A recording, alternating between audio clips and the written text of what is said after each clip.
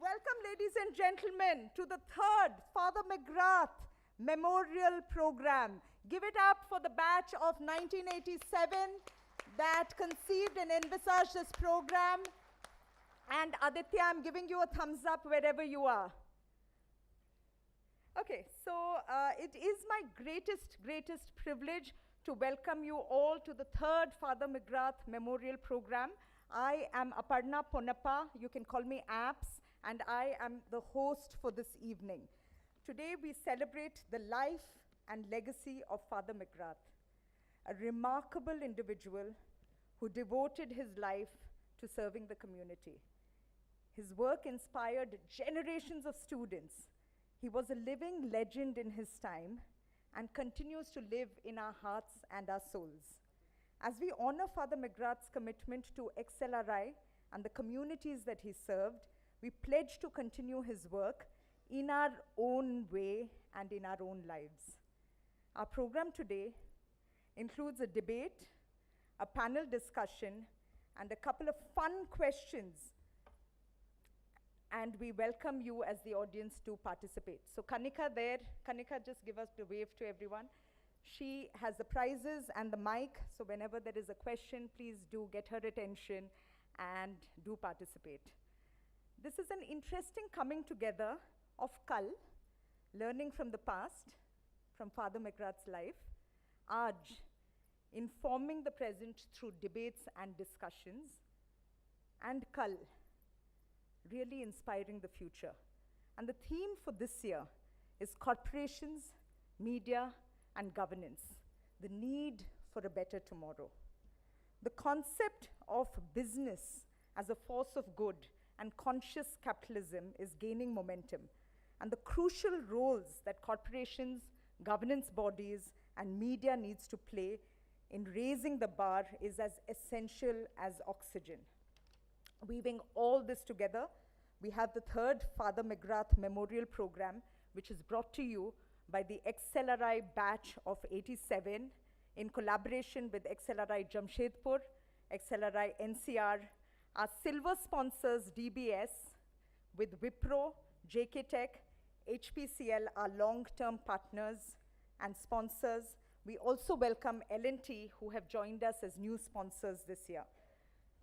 With us today, and please cheer for every group now, we have people who are the lifelong fans of Father McGrath. Are they? Yeah? Great. Me too. So I'm like, yeah. And we have students from the XLRI campuses, both of them, yeah? Some of them are stuck in traffic, but they'll be here soon. And we have supporters and the finalists of the students from IIM Ahmedabad, yeah? IIM Kashipur, a new institute. Love that they have made it to the finals here, and they have the strong intention to come back again and again and again. That's a hint to the batch of 87 to make sure this debate gets bigger and better. And we have the defending champions, MDI, who won last year, giving stiff competition to their peers. And of course, XLRI. We had the best speaker from XLRI last year. We have had 148 solid registrations from across the country, and are really excited about today's final round. The round one was around the Bhopal gas tragedy, and that is the case that they really sunk their teeth into. And now we have the final round with us. Before we proceed, let me ask you, do you know who Father McGrath is? Okay, so he is someone who really needed to be experienced. And I'm just going to attempt to give you a bit of an experience of him. Okay, so how many of you all watch movies? Just raise your hands if you'll watch movies. And the back of the house also, you all can raise your hands if you'll watch movies, yeah? Do you all also watch regional television and movies, regional films? The one hand up, Preeta was lightning speed. Okay, so I'm going to give you a dialogue. You need to guess which movie it's from. Is that clear? and I want you to shout it out, and that would be the first prize. So you have Kanika, who's going to really watch out to see who's the first person who guesses. Not a very obscure movie, okay? So I'm going to give you all a dialogue. Let me just ready myself. And here goes. Whoa! Excellent, excellent. Now I heard it over there. So claim your prize, yeah. Very cool. One of the judges. I love that the judges are not here just to judge the performance, but to also grab the prizes. Yeah. Yeah, so like the Daiva from Kantara, Father McGrath had that effect on people. Would you all agree? Yeah? And we really hope to replicate that in some measure today. His students still keep that book, Basic Managerial Skills for All, like a Bible, very frequently out of print. It's in its 9th edition, but you can find it online. There are a couple of copies available, so I would really encourage people who don't have that book to get it, because it's evergreen, and I, for one, continue to learn from it. It's a beautiful book, and with absolutely wonderful, very, very specific things around what you can actually practice as a manager. Now, with that, I'd like to now invite Father George, the director of XLRI, Xavier School of Management. Please put your hands together for him. He will be delivering the inaugural address. Welcome, Father George. He is also an alumnus of XLRI, having worn many, many hats as student, batch of 1996, faculty and administrator. He became the first director of XLRI NCR, and we invite him to share his views on the importance of B-School students driving corporate governance. Please come, Father.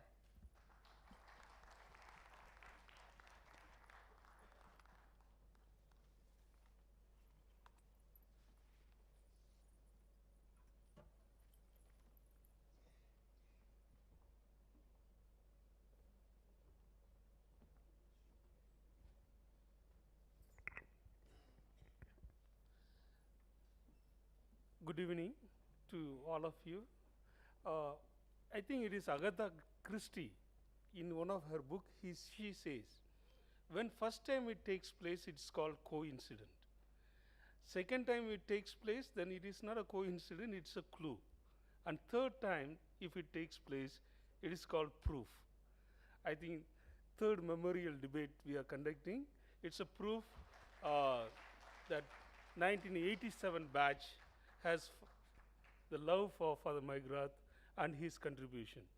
Father McGrath was deeply committed, especially the social issues, the economically poor, the laborers, and he was loved, and he also loved them unconditionally. So I really congratulate the Peace Students Foundation, who initiated, who contributed a lot for organizing this. Of course, initiation came from 1987 batch. So for both, I really congratulate and all the best. And you have been conducting continuously in a very successful manner. And people from all walks of life take part, and business school students really get an opportunity to think as a responsible citizens of this country. So once again, I thank the 87 batch and congratulate all the debaters who have reached the final, and let the best team win. Thank you very much.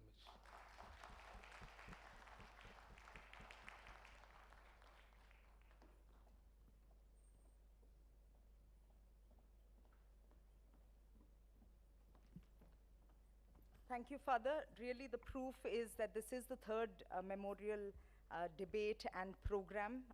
So this is a program that must go on. We're really rooting for it, because it is a bringing together of Kal, Aaj aur Kal. With this, any guesses what's so special about this year's memorial? And let's see if Kanika's around. Great. Okay, so that's whose attention that you have to get. So when was Father McGrath's birthday? 3 choices. 5th July 1977, 15th August 1947, or 7th January 1923? 7 January 1923. You know, I love that forward planning, thinking, and real cool execution. Just give it up for her. Who's that? Please share your name. And I'm guessing batch of 1987. Yes, Anita Bilani. Anita Pilani. Great, yeah. Let's give her a big, big round of applause there. Yes, folks, we are really celebrating Father McGrath's centenary year this year. Just a very quick story. How many of you all know that he used to remember names of people? Yeah? And really complicated names. Can you tell me any complicated name that he remembered? I mean, just imagine, American from New York. All our names were complicated, right? Pretty much? Yeah? Vasanti Srinivasan. She wasn't Srinivasan then. Were you Srinivasan always? Oh, wow. Okay. Okay.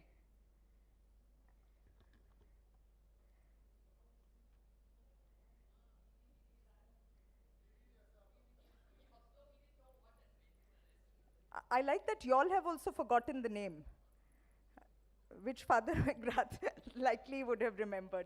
So here's a very, very interesting story from his life. You know, he made a real effort to remember names. And the story goes back to his first class ever. The first time he was asked to take a class, he was going to be teaching a set of students that were known to be tough cookies. And he was being sent into that class. So what he did was he made a seating plan, and he mugged up all the names, first name and second name. And all through the class, he just kept belting it out and having an easy conversation, remembering everything. And the students got out of class and said, hey, wow, we found a teacher, point number one. We found a genius who knows stuff about us, like, wow. And then they invited him not only to teach them the studies, but also to coach him, the students on football and basketball. So they invited him to be their coach. Isn't that a wonderful story? Yeah? So not only did Father really look at words and names, but he was also very proficient in language. I think a lot of students will remember that whenever you knocked on his door, he'd say, ow, right? Did you all, yeah? Okay, so he knew Hindi, Bengali, and Oriya, so much so that the workers and the laborers who he used to work with just totally loved him. And I think one of the officials, one of the managers said, hey, is Gore ke saath itna kya kar rahe ho? And he said, he knows everything about us. You know, we really trust him. So even if they didn't trust their managers and their organizations, they really trusted Father McGrath. And I think that is a great story for all of us. And it so much relates to what we're talking about today, right? Really the question of identity, recognition, and working with people. I think the batches, of course, got a ringside view to everything that he did, and most of the lessons were outside of the class. With that, we have a few names that I would like you to remember today. Okay, so shall we mug up some names? Yes? Okay, so we have from IIM Ahmedabad, Ayush Acharya. Ayush, Ayush, Ayush. Come on, make that effort. Ayush. Shout it out, Ayush. And that's Ayush there. Okay, so Ayush, all the very best. And we have with him his partner in debate, Rahul Joshi. Rahul, Rahul, Rahul. I'm seeing that the Ashwin Brigade is not using any names other than, yeah, you're waiting for Ashwin's name? Yeah, so that's the biggest contingent here, right? So we have from IIM Kashipur, Pranav Bothra. Pranav, Pranav, that's Pranav. Yeah. And Shreyas Kumar Agarwal. Shreyas, Shreyas, Shreyas. From MDI, we have Vaishnavi Joshi. Vaishnavi, Vaishnavi, Vaishnavi. Did the cheering for her get a little louder than others? What's with that? Yeah. I mean, we are very conflicted, right, as Excel women. Who do we cheer for? Okay, so, yeah, Vaishnavi Joshi and Ashwin. Ashwin, Ashwin, Ashwin. So this is another Andar Ki Baat, get your family. Because even if your friends don't turn up, get your family. They will always be there, right? Yeah. Super. Just hats off to you and your family for being here. And from XLRI, we have Pitambar Kaushik. Pitambar. Pitambar. That swag. That swag is very Excel, okay? You all will get to know this and love it as you all graduate from your institute. So, Pitambar Kaushik, say a quick hi from there. Yes, okay. Not yet. And we have Abhyankar Joshi from Excel. We're just learning your names up so that we can cheer for you. And we're already doing that in our hearts. So I'm sure you're eagerly awaiting the start of this debate. And I have a tiny golden nugget again from Father McGrath's life. He often said that the difference between democracy and mobocracy was the spirit of debate. And he debated a lot of things with a lot of people.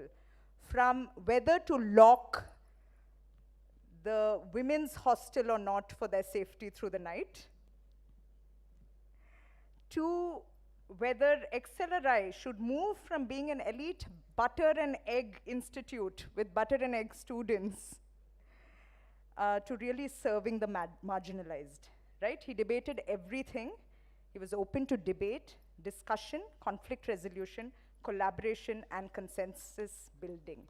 And that really brings us to the theme of today, the debate, the grand debate that we've all been waiting for. So please welcome Navneet Samayar, the chairperson of our debate today. Please put your hands together for him. He's from the Excel batch of 1990 with 30 plus years of experience spanning top global MNCs, blue chip Indian companies, government bodies, not-for-profits, startups, and having spent significant time with the Tatas, IBM, GE, apart from various entrepreneurial ventures. He is currently driving India's talent charter at scale. And apart from his day job, he is ready to offer free consulting to genuine startups as long as they contribute $100 per hour to a charity of their choice. And that speaks to me of the Maggie effect. Over to you, sir.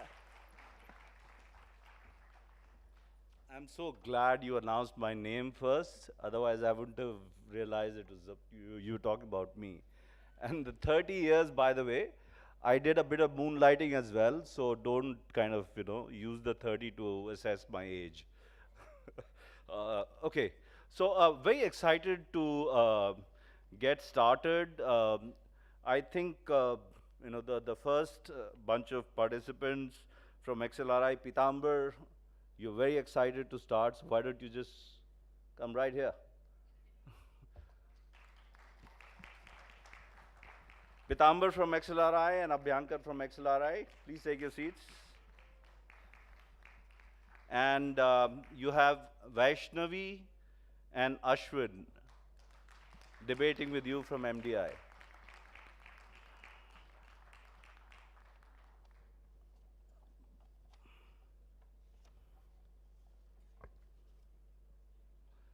So before I invite a very eminent panel of jurists who are here, let me just quickly, why don't you first take your seats?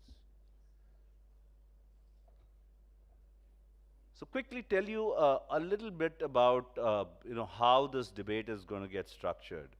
So we are going to do it like the British parliamentary method. One team will be the government, having a prime minister and a deputy prime minister, and the other team will be the opposition, leader of opposition and deputy leader of opposition. Thankfully, unlike our parliament, we don't have member of parliaments in between, so there's the viewers gallery after that. So I think we'll have a more peaceful debate. We've spoken enough about the subject, so I'm not going to talk about the subject, jump straight into some of the other aspects of the rule. Each one of you get to speak for 4 minutes. At the end of the 3rd minute, Simran will give a ping, and at the end of the 4th minute, it's a hard stop. Uh, the Prime Minister will open and he will define and interpret the motion, followed by the Leader of the Opposition. Then the Deputy Prime Minister comes in, Deputy Leader of Opposition, and then the Prime Minister and the Leader of Opposition come back to sum it up in the end. One of the key things you have to keep in mind is that when the Deputy Prime Minister and Deputy Leader of Opposition comes up to speak, you have to have newer ideas. You cannot be repeating what the Prime Minister and the Leader of Opposition has spoken. I'm sure you're aware of that, but there's no harm reminding once again. You would have the option of asking a question in the middle of a conversation. The first minute and the last minute is out of bounds for you, but between the second and the 3rd minute, you can raise your hand and ask a question, which is a point of information. However, the point of information has to be a pointed question, which is in reference to what has been spoken already. And if it is not, then I normally don't. I'm so excited about this. I normally don't get veto powers either at work or at home, but I get a veto power here. I can actually disallow that point of information, which might even fetch you a penalty. So be very careful about the point of information you're asking for, and that's pretty much it. We'll play it as we go along, right? So all the very best, guys, and yeah.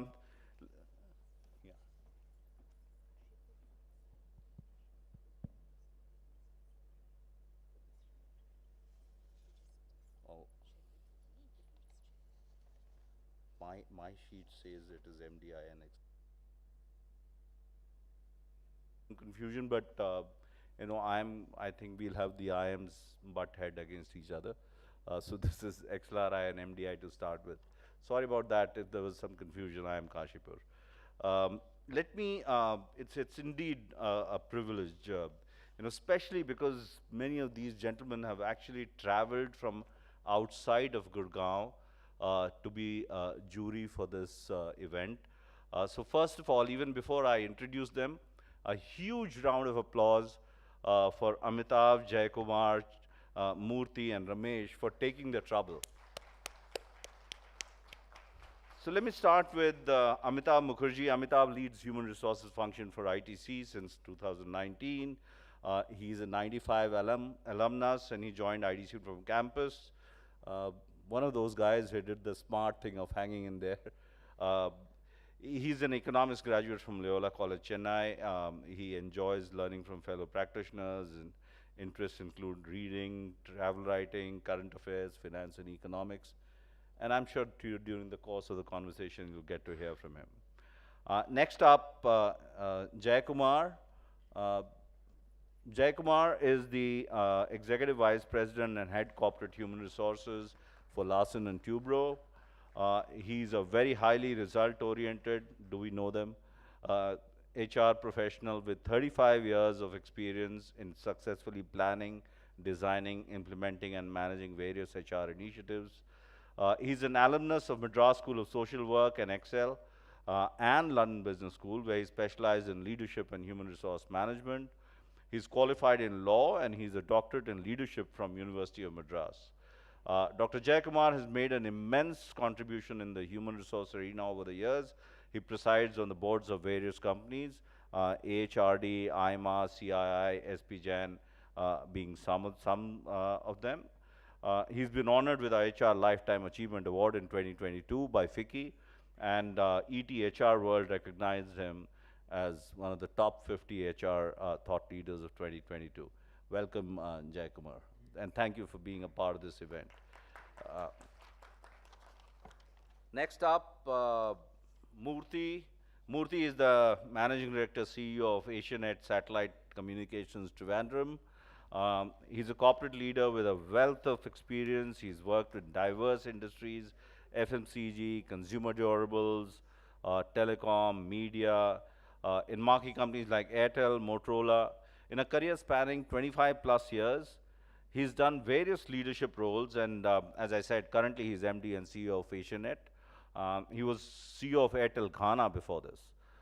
Reading, writing, traveling, and mentoring excite him. So do make sure you catch him after the event and get him to help mentor some of you.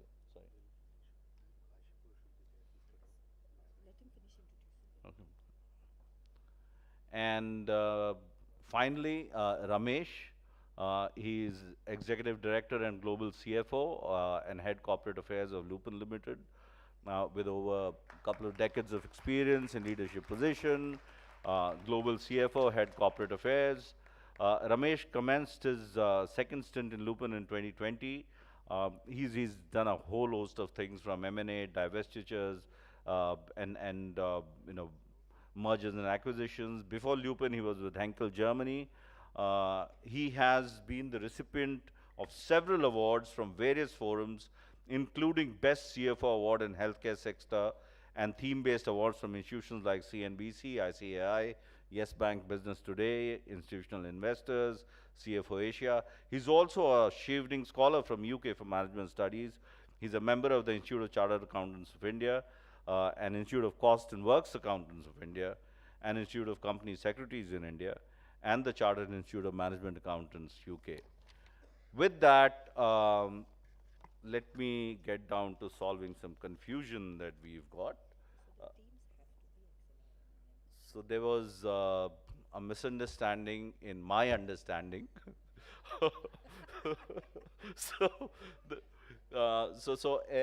MDI, you have some breathing time.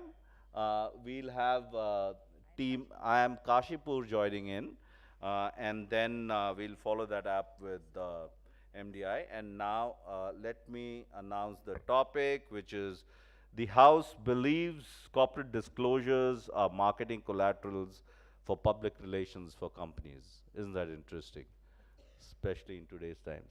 I'm sorry, MDI, but you know, you'll be second time lucky.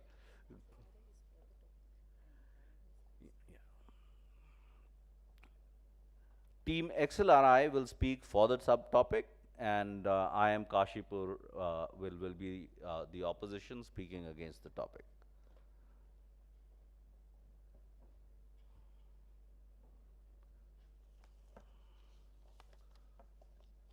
With the permission of the jury, can we start? Fantastic. Team XLRI, you want to go first? Hello, am I audible? Good afternoon, ladies and gentlemen. This is Pitambar Kaushik, serving as the Prime Minister. I would like to open the motion. Corporate disclosures are marketing collaterals for PR for companies. The goddess of hunting, Artemis, was traversing the realm of mortals when she noticed a destitute orphan child hurling rocks and pebbles at birds and rodents in a futile bid to catch them. Taking pity at the vain, persistent endeavoring of the urchin, Artemis dropped a divine bow and arrow before him, a weapon that she had slain countless mythical beasts on epic hunts with. The child half curiously, half warily approached the celestial weapon, picked it up, examined it, tinkered around with it. The runes inscribed on the bow spelled out incantations to command the arrow to follow the guidance of the wielder and hit any target without chance of failure before returning back. The Urkin toyed with the bow and arrow, trying to prop and position it in different configurations and modes of movement.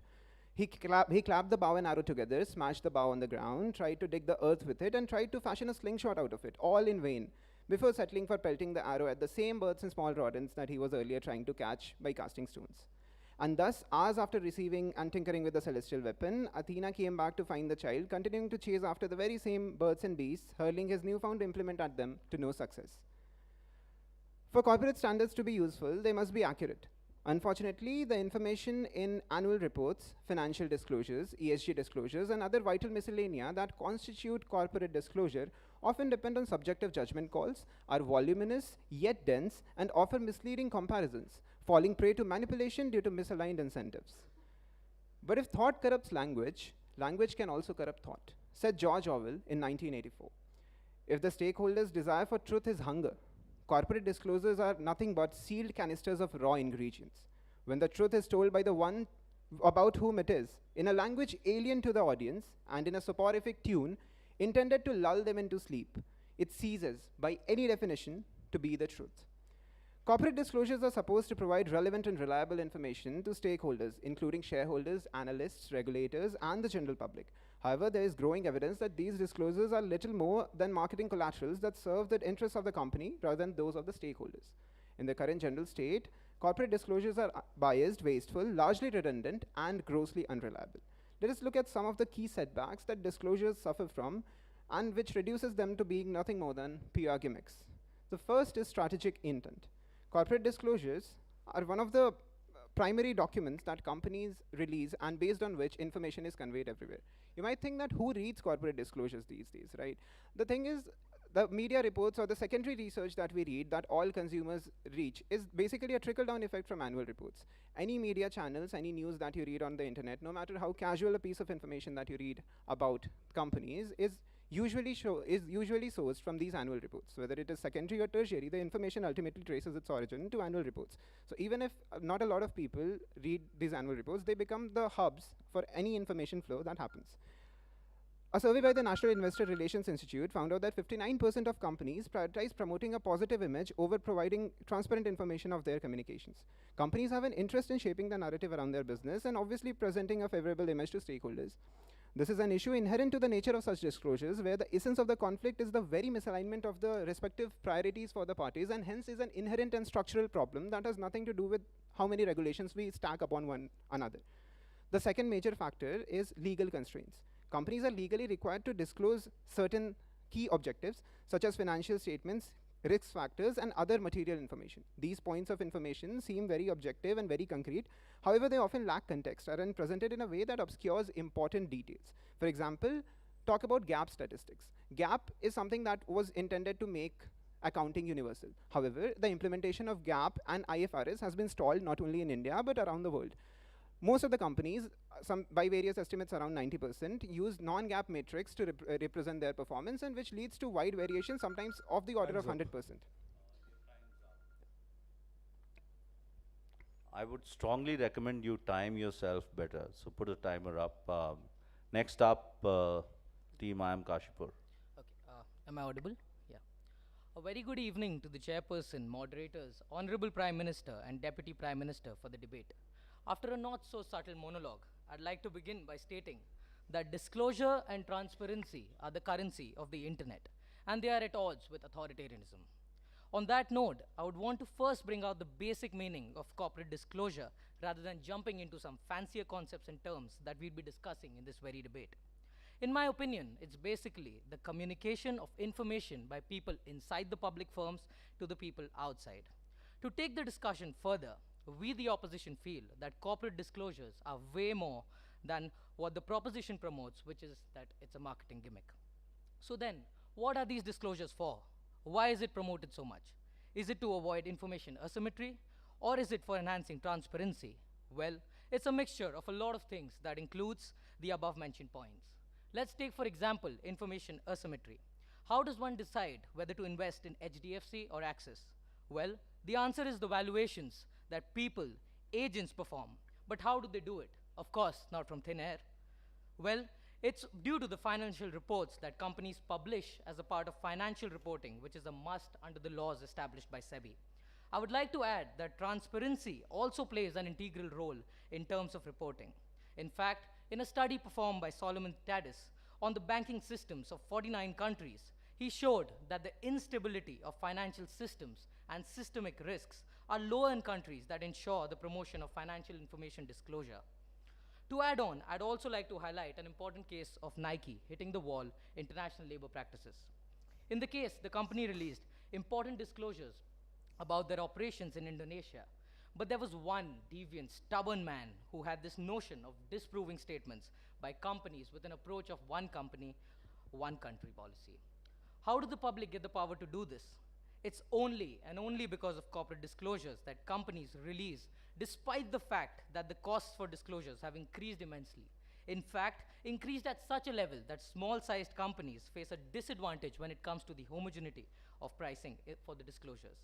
Moreover, corporate disclosures also motivate the padmans of the world to learn from what the company discloses in the form of patents and come up with their own innovative products at a cheaper cost, which in turn boosts the society as a whole. Now that we're talking about society, let me point out that two major advantages that disclosures offer to the society. One, the advantages of the avoidance of financial scandals. Second, improvement in financial stability. Through information, regulations, audits performed by credit rating agencies, these days the risks of such untoward instances are avoided to ensure society benefits as the paramount game plan. So on a lighter note, I'd like to refute some of the points by the opposition. So they said something about gap statistics. Well, I would want to reply by quoting Mr. Benjamin Disraeli, a UK two-time Prime Minister. There are three types of lies: lies, damned lies, and statistics. So I urge the House not to believe in those statements. In light of this, I'd like to request the Deputy Minister of the Proposition to assume control. Thank you.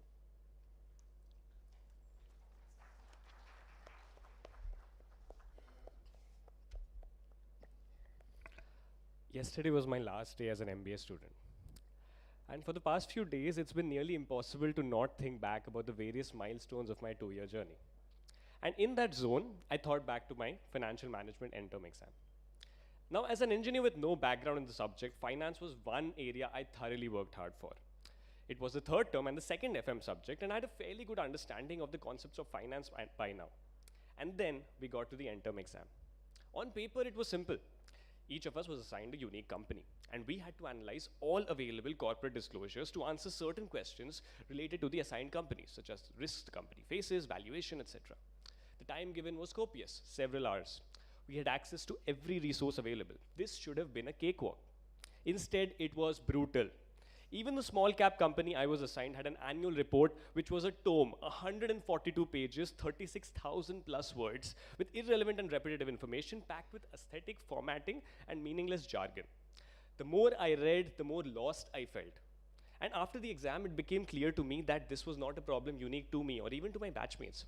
According to a study by McKinsey, it can take analysts up to 6 weeks to fully understand and interpret a company's financial and non-financial disclosures.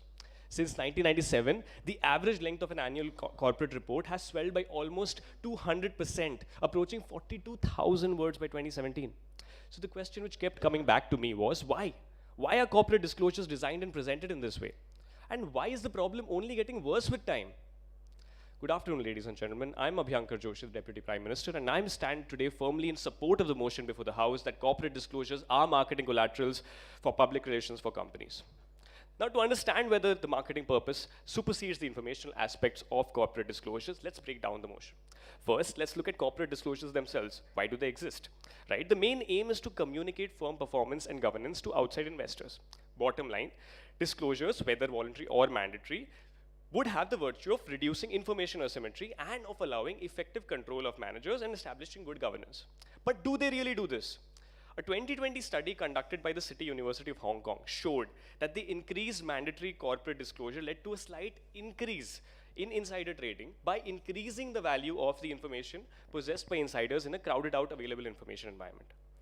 Now, the Corporate Finance Institute states that disclosures serve the following objectives, which the opposition did specify: ensuring transparency, eliminating insider trading window dressing, allowing investors to make informed decisions, reducing uncertainty in the market. But to do all of this, the average investor must be able to comprehend and analyze the information present in these reports. And herein lies the problem. We've already established that the length of the reports is a problem, right? Now, 20 years ago, the average report was 43% narrative and 57% financial statements. But according to a Deloitte study, narrative now makes 61% of the average report.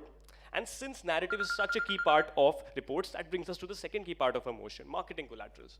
Just as marketing materials use evocative language to create an emotional connection with the readers, corporate disclosures use narrative language to tell the story of the company's performance, achievements, and even image cleaning initiatives such as greenwashing. The truth about company fundamentals falls back to only the smallest of concerns. It's all about crafting a compelling story that showcases their strengths, just like marketing. And what's worse, disclosure can reduce the average analyst's incentive to look for additional information about the firm, and therefore can lead to a potentially devastating illusion of knowledge.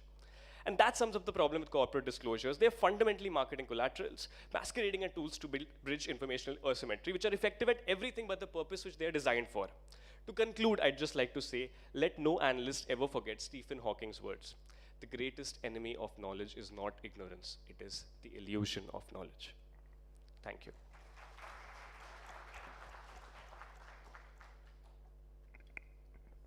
You next? Yep. Good evening. Sorry. Good evening to the chairman, moderator, honorable prime minister, honorable deputy prime minister. I would like to commend the prime minister and the deputy prime minister for their sheer veracity, for painting this unique image, illusory, I would like to use one of his words, making us believe that we all have rose-tinted glasses on, but unfortunately not. I would like to bring back and circle back the debate to the core of the issue, to the heart that the government has been trying to defend itself and move away from. That what actually these disclosures mean. We are a part of a society. We understand that businesses are important. They are essential. They have certain stakeholders that they want to satisfy. We know that. We agree to it. But the proposition, what has selectively done, and it is very good in doing that, it has necessarily picked up on a single topic to dissuade us from the core respects. Disclosures serve a wider purpose. They bring in transparency, eliminate possibilities rather than promote, eliminate, I would like to focus the word here, eliminate, possibilities of insider trading and window dressing, reduce uncertainty, more importantly, the power to avoid financial and economic crisis. The purpose here is to shield investors from unnecessary damage and maintain market stability. I would like to cite here an example of Apple, the big multi-billion-dollar company, mobile giant. It was uncertain like most of us when the pandemic started. We did not know what would happen. The governments of the world did not know what happened. Anyone did not have a clear idea of what was going to happen. Clear. But what still it did? It came out in February 2020 at the start of the pandemic with a statement, and I would like to quote it here, and I quote, "The virus in China is slowly spreading, and it will affect our quarterly earnings as it is jeopardizing our supply chain, and an effect on retail sales is also recorded," unquote. Do you think this sounds something that the company would like to promote? No. This is what true disclosure means, and how responsive corporate governance looks like. And this is not a one-off example. I can continue and go on listing multiple of those examples. But my fellow proposition, Prime Minister and Deputy, have picked up the bad apples, unfortunately. We have surely centered the discussion Point of around- information. Sure. You mentioned you can continue listing about examples further and further. Could you also talk about the example of Enron and Satyam? Sure, I'll just, if possible, I'll just do it. So as I was saying that you have picked up the bad apples and you're not looking at the 90% of the graph and you're just looking at the 1 or 2%, I'm surely agree that there is a problem. I'm not saying that disclosures are completely fair. They have problems and we are here to discuss it. But just outrightly stating that what is good is also bad because two people did bad is a false argument that I don't know. If that is the case, nothing would work in the world. Let's not get any work done. Your time's up. I believe I have a minute. So we have surely centered around the... That'll be, does he have a minute? Oh, I have sorry, a minute. sorry.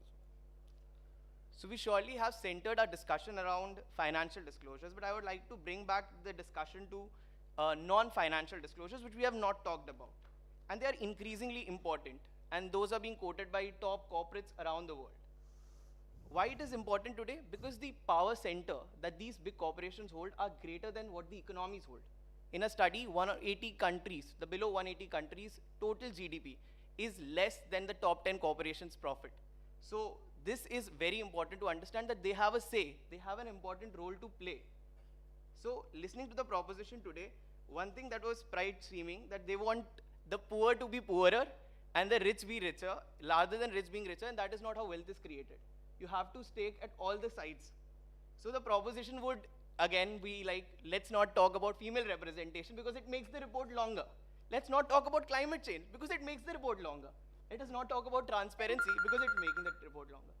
Time's up. And I would just thank you so much for the opportunity. Can we have the Prime Minister summing it up? As the Prime Minister, I would like to present my closing remarks now. There are three shlokas, not shlokas to be exact, but three maxims in Jain texts which go And Pangu Nyaya, And Darpan Nyaya, and And Gaja Nyaya. The purpose of corporate disclosures, or the intention behind them, was supposed to be ant pangu nyaya, where something that is disembodied helps a blind person see, the blind person here being the investors. However, that has turned out to be ant darpan nyaya, where a blind person is handed a mirror which is of no use to them, and ant gaja nyaya, where a PR disclosure, where a corporate disclosure is something which different people, depending on varying levels of expertise, interpret differently, as in the parable of the blind man and the elephant.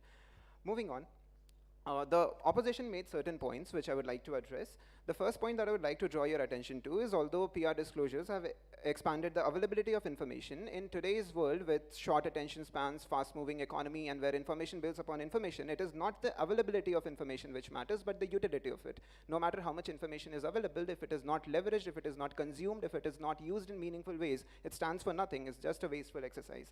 The next point that I wish to convey is the opposition talked about lies and Benjamin Disraeli's quote on lies. Would like to express my gratitude to them for that.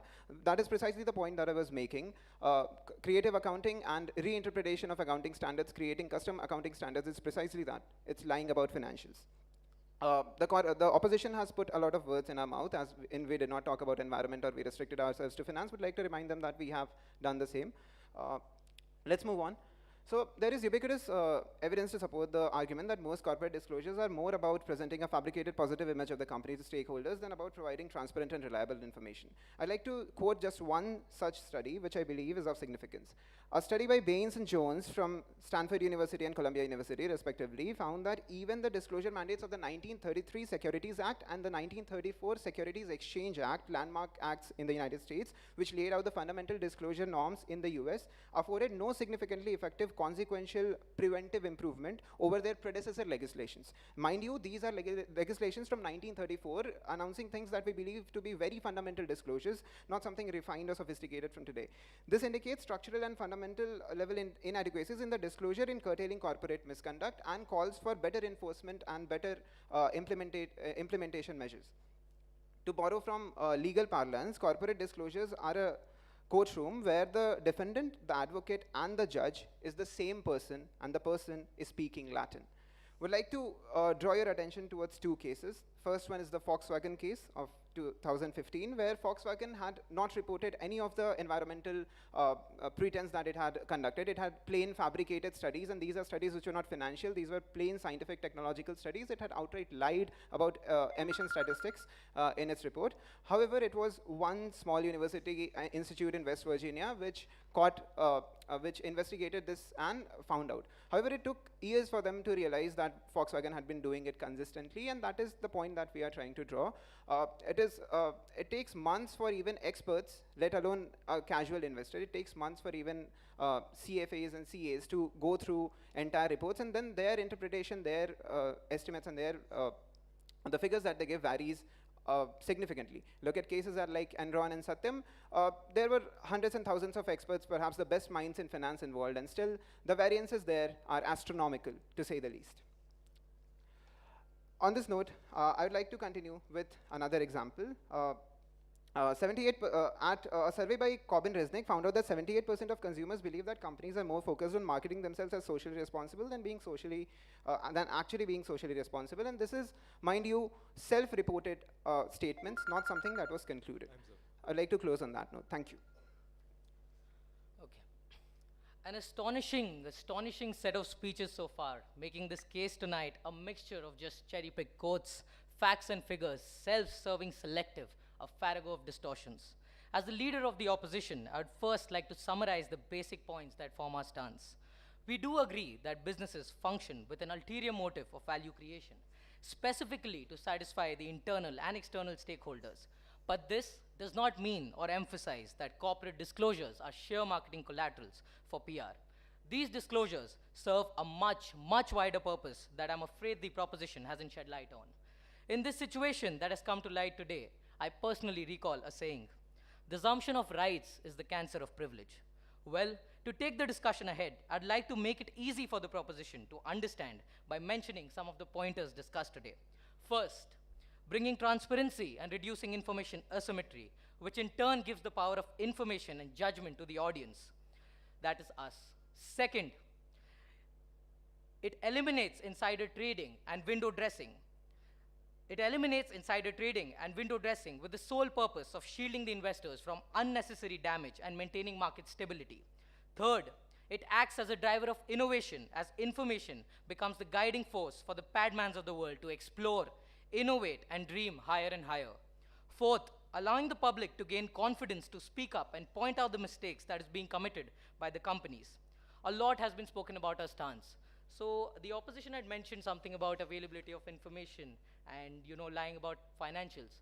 Then where do we invest? How do we invest? Do we not read reports? Do we not make valuations? Do we not judge valuations? Well, it's because of that we are able to decide where to invest and where not to invest. Also, the opposition had mentioned about the Volkswagen case. So I'll like to refute by giving an example. I'm sure everyone knows Infosys, but let me tell you an important fact about the company.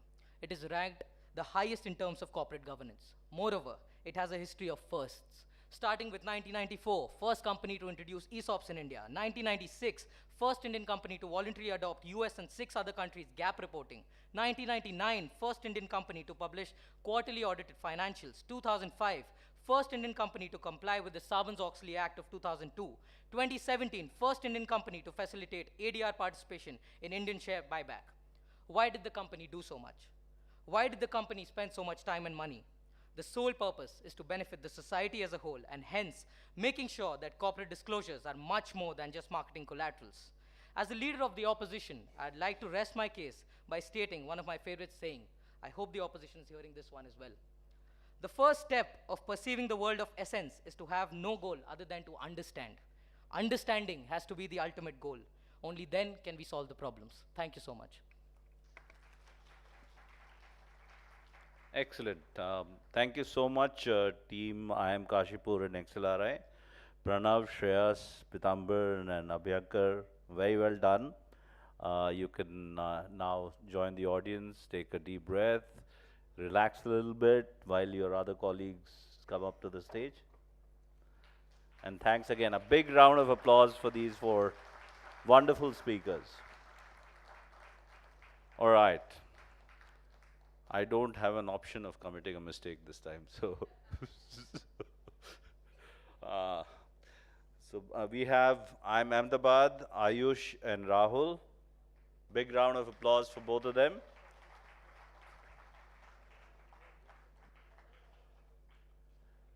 And apologies for the goof up, Vaishnavi, but it's Vaishnavi and Ashwin from MDI.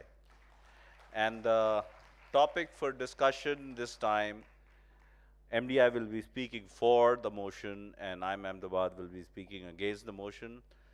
The topic is this house, interesting. This house believes that media is key in enhancing regulatory standards. You guys ready to go?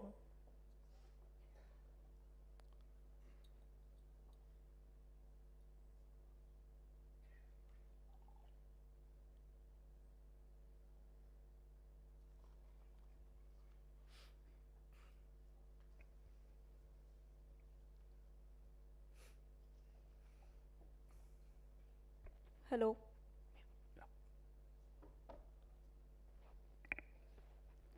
Freedom of the media is the mortar that binds together the bricks of democracy, and it is also the open window embedded in those bricks. A very good evening to everyone present here. I'm Vaishnavi, the Prime Minister, and I'll be presenting my points in favor of the motion, media is key in enhancing regulatory standards. In order to substantiate my point, let me bring to your attention one of the leading causes of deaths in India, road accidents. The Motor Vehicles Act of 1988 mandates that it is compulsory for all riders above the age of 4 to use protective gear when riding a motorcycle. Now, let me walk you through an amazing media campaign that was widely acclaimed and very popular. Yes, you must have guessed that right. The media campaign created by Ali Padamsi, which showed an analogy between how a coconut and our heads can be protected by simply wearing helmets. Let me give you another example. We're all cognizant of the skewed sex ratio in quite a few states in India. In 1994, the government of India banned prenatal sex determination of the fetus. This was done to check an alarming decline in the number of females born for every 1,000 males born in the country. But I now wish to ask you, was this regulation as a stand-alone factor enough? No. There was a pressing need for media to step in to educate people from all walks of life about the need and the importance of having a girl child in the country, with campaigns like Save the Girl Child, Beti Bachao, Beti Padhao, having the tagline, "Girls are the spirit of the nation, save them and stop their exploitation," that reached people across all strata of the society. The media was instrumental in bringing out the exploitation of females in the public domain, which eventually helped in curbing it to a great extent. And yes, things have changed, and for the better, with the sex ratio and education levels both rising for females across India. Finally, I would like to talk about the landmark judgment by the Supreme Court of India, which on November 2nd, 2001, directed all states and centrally ruled territories to immediately issue orders banning smoking in public places. But then, I would ask you again, would this regulation in itself have sufficed? It was by the concerted efforts of media campaigns that helped in driving awareness related to the health hazards of the carcinogenic substances present in cigarettes, which then helped the government control the growing menace of free smoking in public areas. Hence, all of these examples clearly pinpoint towards how media helps in the democratic dissemination of information by helping citizens understand their rights, duties, privileges, and obligations, all of which are paramount in promoting the values of citizenship and a true sense of democracy. Thank you. The Leader of Opposition, please. Good afternoon, ladies and gentlemen. As the Leader of Opposition, I would first like to express my gratitude that we are holding a debate on such an important issue. As I heard the Honorable Prime Minister speak today, I wonder if she is aware of the BARC's TRP scandal. BARC is India's largest television measurement agency. In 2020, it came to light that several well-known media outlets had unethically influenced the TRP numbers given by the agency. So instead of enhancing regulatory standards in media statistics reporting, media outlets ended up hollowing out the relevant agency itself. While this example is a little extreme, there are several reasons for us to be skeptical about media claiming to have a key role in enhancing regulatory standards. One of the biggest problems with media coverage is that it can often spread misinformation or incorrect information. This is particularly true in the age of social media, where false stories and conspiracy theories can spread quickly and easily. If media coverage is inaccurate or biased, it can actually make it more difficult for regulators to do their job effectively. Similarly, in order to attract viewers or readers in the age of shortening attention spans, media outlets often rely on sensationalized stories that focus on conflict and drama rather than on the facts and the regulatory standards involved. This can lead to a distorted view of regulatory issues and can make it more difficult for regulators to communicate important information to the public. One of the most important aspects of effective regulation is independence. Regulators need to be able to make the decisions based on the best available evidence in front of them. While the media can play an effective role in informing the public about regulatory issues, it is ultimately up to the regulators to make the decisions based on what is in best interest of the public. And that's what media doesn't do. Media ends up sensationalizing the issue. Media distracts us from the real concerns and the nub of the issue. So this ends up actually harming the regulatory environment because the regulators and the government can firefight it by stating or immediately ameliorating the symptom of the issue, as doctors would say, rather than going to the nub of the problem. In conclusion, while media coverage can play a key role in informing the public about regulatory issues, it's important to recognize that it is ultimately up to the regulators to make decisions based on what is in the best of the public interest. If media coverage is inaccurate, biased, or sensationalized, it can actually make it more difficult for regulators to do their job effectively. Therefore, it is important to be critical of media coverage and to recognize that it is just one source of information among many that regulators and the public need to consider. Thank you. Thanks very much. Let's now hear the Deputy Prime Minister. We have heard from everywhere, from every person, that let us all make everybody learn, let them all do something. But do we actually think, is it very important to make people understand the things that they have to do in the first place? Yes, it is. And that's exactly what media is doing. Media is not just helping people by showing them the direction and throwing light on information, but is also helping the government reach out informations to the people in such a way that it will aid the people for their own good. Let us come to some good examples of what the media is doing. One big thing the media did in the first place, a very good example is of PMD, the Price Monitoring Division, where the government sets prices and standards for 22 important commodities in the country, and the media is the sole person that drives these information to the people. But how does the media do it? Isn't it very important the people try to learn it by themselves? It is, but I'm sure not everybody goes and visits the PMD website every day, but I'm sure that everybody reads newspaper and watches news. And this is the direct source for people, because they are the connecting agents between the government and the people. My opposition leader did state that the media doesn't look into the best interest for public. Remember Jan Lokpal bill, where it actually became an act because the people there ensured that they needed transparency in the government. And they also mentioned of hollow agency. I remember my mother stating an example of the audience poll from Kaun Banega Crorepati. She calls it the no-fail lifeline, where you take it, you win it, because people in general, when they come together, are always right. And this is what actually happened in Jan Lokpal bill.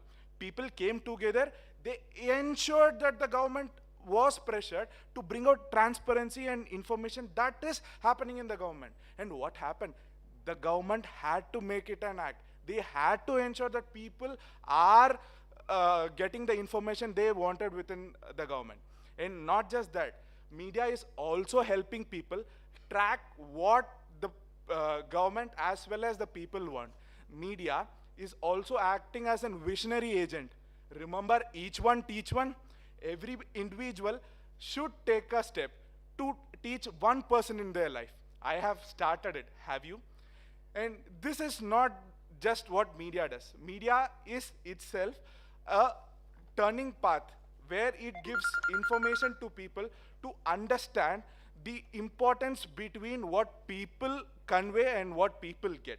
And so, media is not just a platform for people to give and take, but is also for people to learn and understand things that are not directly visible to them. Think about this. Thank you.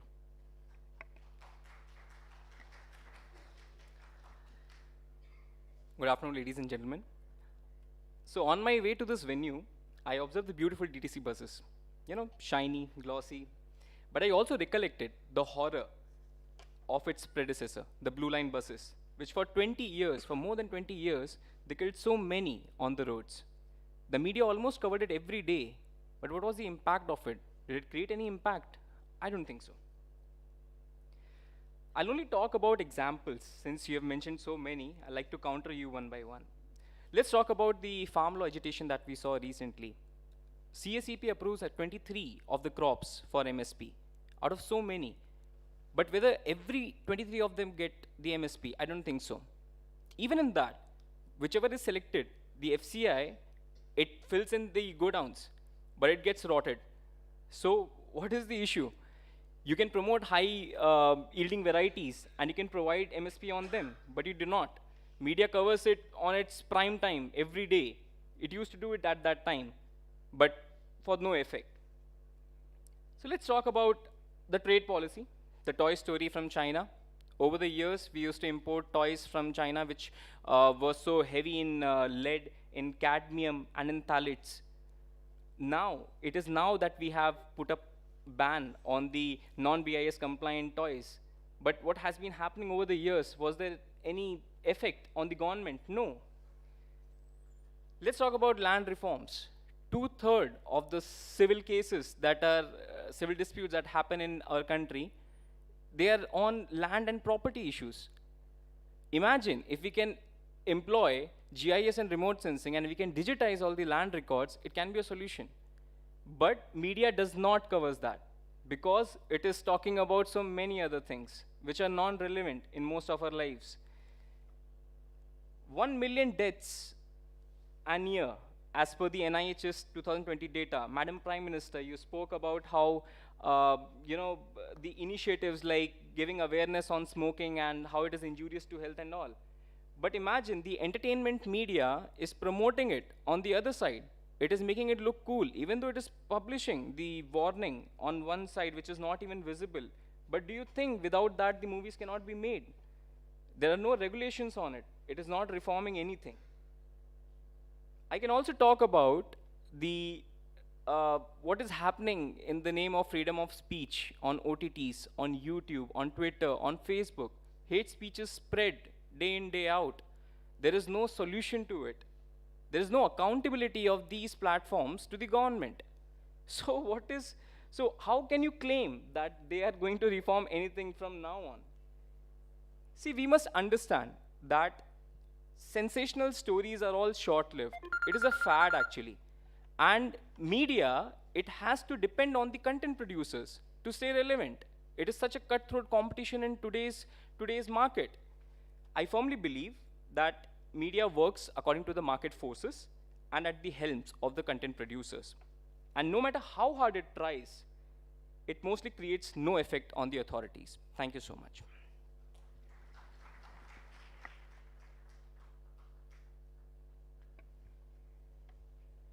The deputy leader of the opposition mentioned how media covers irrelevant information. Well, let me walk you back into the past. The year was 1992. The Indian stock markets had witnessed one of the largest bull runs in the preceding few years. And then came into light the infamous Harshad Mehta scam of over 4,000 crore rupees. And this is a figure which has not been adjusted to inflation. When the scam was exposed by veteran journalist Sucheta Dalal, it soon revealed how Harshad Mehta had exploited banking loopholes to manipulate stocks. Soon after the scam was exposed, the stock market saw a bloodbath which deeply wounded some of the Indian retail shareholders. During this time, nationwide coverage by the media played a quintessential role in discovering glaring lacunae in the banking system of India. Post this, new laws were enacted and the Securities and Exchange Board of India, which we know as the SEBI, was given overarching and far-reaching... Point of information, please. Sure. So how would you state when the media says that there are going to be chips in your new currency? How will you say that relevant? I would just like to mention... the old stories. Sure. So I would just like to mention that the last 4 minutes are covered from point of information, so you're not allowed to ask. This was not mentioned by her, so I think this is disallowed. This point of information. Please go ahead. All right, so Yeah, I can go yeah. ahead, Please right? go ahead. Sure. So this is a perfect example of how the media not only helped in enhancing regulatory standards, but also helped in creating new ones that were essential for the correct functioning of society and its elements. Before I speak further, I would like you all to think, pause, and reflect upon the innumerous ads and media campaigns that you must have seen on various media channels for promoting rights and ensuring equity and equality for people of the transgender community. The Transgender Persons Act 2019 was a regulation passed in the Indian Parliament with the objective to provide for protection of rights of the transgender community, their welfare, and other related matters. Much before this act was passed, and after that as well, there were various media campaigns by HUL, Ralco Tires, Procter & Gamble, and a plethora of NGOs and not-for-profit organizations that played a key role in sensitizing people towards the rights of the transgender community. Ever since India has embarked on its journey of growth and development, the media has played a pivotal role in ensuring that the highest standards of democracy are maintained and every citizen has a voice to express his opinions. It helped in spreading awareness about the right to information, consumer protection, food safety regulations, the right to vote for all, and sensitive issues like human trafficking for sex, for forced labor, and narcotics abuse as well. It advocated for rights of the LGBTQ plus community and provided a platform for them to seek for equal status and opportunities in the society. All of us know the judicial implications of molestation and sexual harassment, but it was by virtue of media campaigns like the Me Too movement that witnessed a lot of traction across media platforms that helped the victims of sexual assault to come out in the open and talk about their grievances. These examples and a multitude of others singularly point out towards one sole thing. Information is the currency of democracy, and media is the means of ensuring that it is made freely accessible to all those who seek for it. Because, in the end, only a well-informed and connected world can truly be a democratic one. I rest my case. Thank you. Thank you very much. Leader of Opposition, your closing remarks, please. I was in class 6th when the Anna Hazare movement was on under the banner of India Against Corruption here in Ramlila ground in this city. I was genuinely impressed by how the media covered this event, how it generated public awareness about corruption and the need for regulatory framework for it and so on and so forth. The government and the parliament passed the relevant Lokpal bills, sustainedly watered down from what the protesters had demanded. But then I thought I'll revisit it again. So on the 8th of March this year, a PTI report was published based on an RTI inquiry sent to Lokpal. The response they got was, number one, they had failed to carry out any prosecutions over the last 3 years. This was constituted in 2019. As of today, there have been no prosecutions by Lokpal. And there's a 25% vacancy in Lokpal's governing body. 2 judicial members are not there.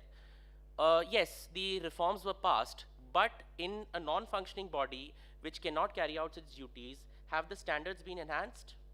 I leave it up to the judges and the audience to decide. Secondly, one, I'm genuinely impressed by the Deputy Prime Minister in him imbibing the spirit of each one teach one. Oh, certainly. But can it improve the regulatory standards of education in India? When the standards were attempted, when the government did attempt to improve them by passing the NEP in 2020 in the midst of the pandemic, there was no media role in passing this reform. This was passed based on requirements and based on questions submitted to the members of parliament in the Lok Sabha and Rajya Sabha over the last few years. In fact, over the last 40 years, particularly between the 1950 and 1992 reforms period, it has actually been public representation in India's legislative bodies that have been more important in getting reforms done and reforms carried out. So I'm not sure what role the media has to play. How many media channels were there in those years, or how much circulation of newspapers occurred? I'm not privy to the numbers, but it's certainly less than today. And we passed bigger reforms in that period. So I am skeptical of the claim that media has a key role in enhancing regulatory standards. The Prime Minister mentioned the Transgender Persons Act of 2019. Certainly, the text was quite progressive and it accorded a lot of rights to transgender women and men. But in 2020, during the pandemic, it came out that they were experiencing the same level of disdain from the administration and other relevant authorities as it was before the act passed. There had been no improvement in regulatory standards. All of the improvement was just on paper. It hadn't permeated in society. And when the act did come out, media coverage halted because the media has to move to the next breaking story. So where did the improvement come? I'm not sure. And my deputy also mentioned about smoking. Yes, the media has been instrumental in spreading the awareness about smoking and cancers. But the media companies are still fighting the government's requirement of mandatory anti-smoking messages in movies and television. They want them removed, stating that it is against their storyline and so on and so forth, and they pose a lot of commercial arguments for it. So my objective of citing all these examples was, one, to give a slight continuation of of the government's examples, to tell you that no, media has got nothing to do with regulation and improvement.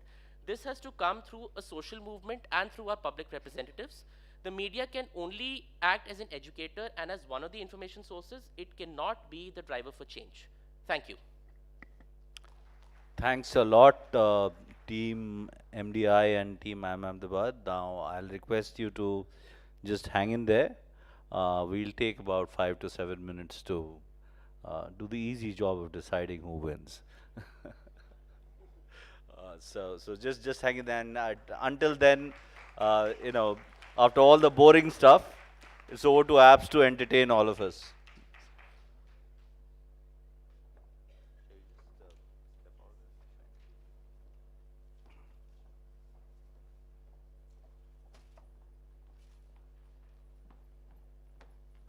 Thank you so much, Navneet. And really, let's just quickly look at what the audience mood is right now. So I want you all to cheer for your favorite team. Are not listening, and they are above corruption and any noise that the media makes here. So I'm just going to call out the team's name, and I want to hear the audience cheer. So MDI.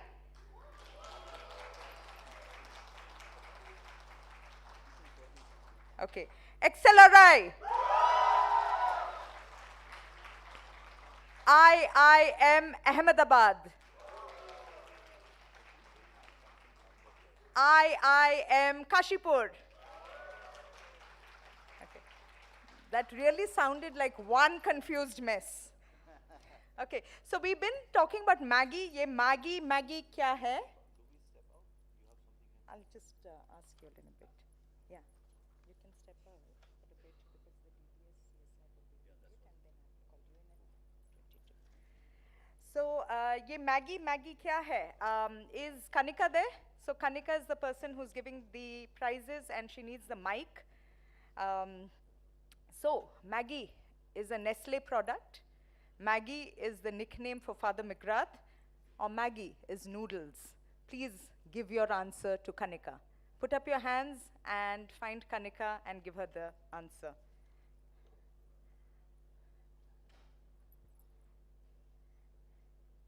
Nickname for Father McGrath?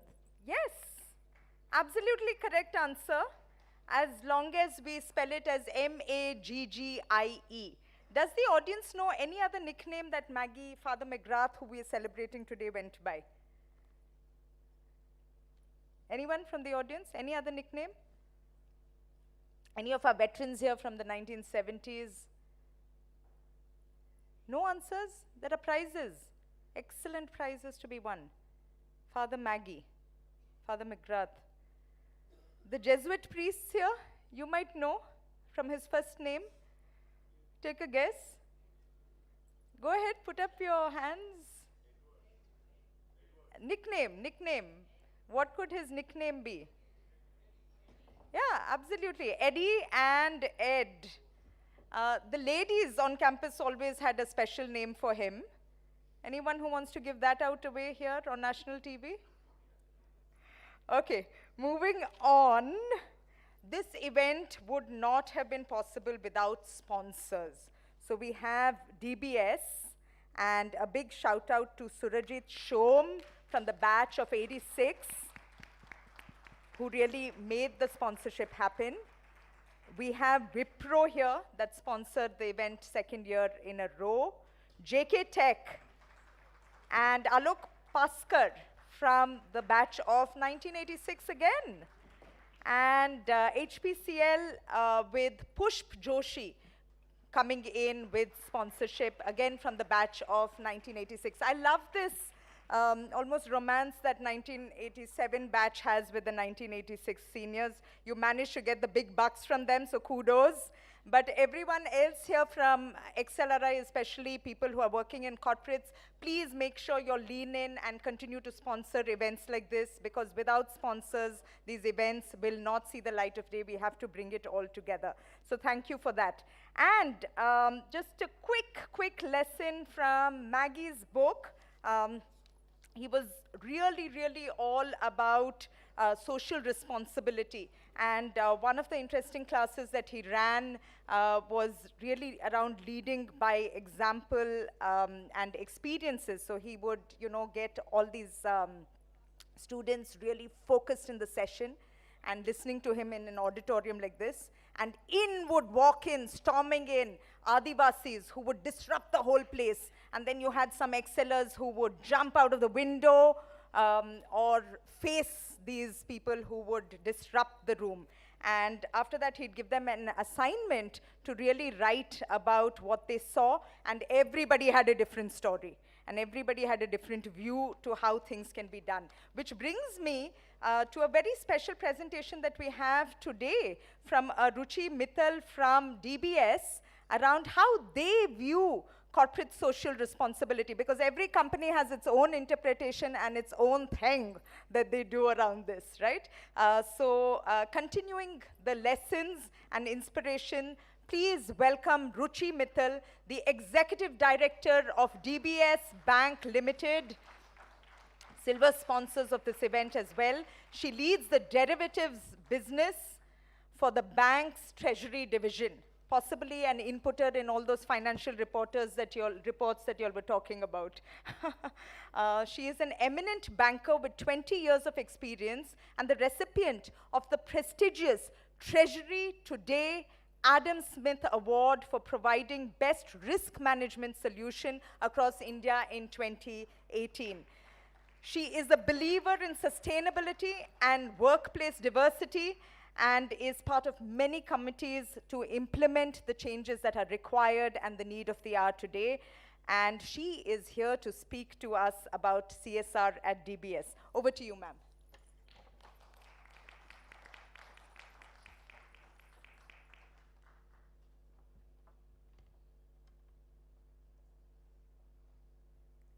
Thanks, Aparna. Thanks. Good evening, everyone. Thank you for giving me this opportunity today to speak to this wonderful audience. Given today's theme is on governance, I would like to share how DBS Bank strives to build a sustainable future by managing its business and ESG-linked risk in a responsible manner. Our approach is motivated by the sense of purpose that revolves around creating long-term values. Our sustainability philosophy rests on 3 pillars: responsible business practices, responsible banking, and impact beyond banking. While the first pillar makes our own environmental footprint sustainable during our operational work and building reliable supply chain and ensuring sustainable procurement. The second pillar revolves around providing our customers with financing solutions which revolve around sustainability. So whenever the customers are looking to move from brown to green, they are looking for green financing. Those investment solutions are provided by DBS. At the same time, even on the investment sides, clients looking to invest only into sustainable solutions, we look at providing those kind of solutions as well, on investment solutions as well. Under impact beyond banking, we look to champion social entrepreneurs by sponsoring SMEs that are working on the sustainability agenda. We have a DBS Foundation which works across 6 countries and which provide annual grants to some of these SMEs to take forward these agendas. Couple of other initiatives which are covered by us are zero food waste and our focus on education for future forward skills. In addition to these 3 pillars, DBS staff actively participates in people for purpose activities across the year. Through these activities in 2022, we had 200,000 beneficiaries which got impacted. I would like to thank all of you for coming today, and I think we enjoyed all the interesting debates, and I wish my best wishes to all the participants. Thanks a lot.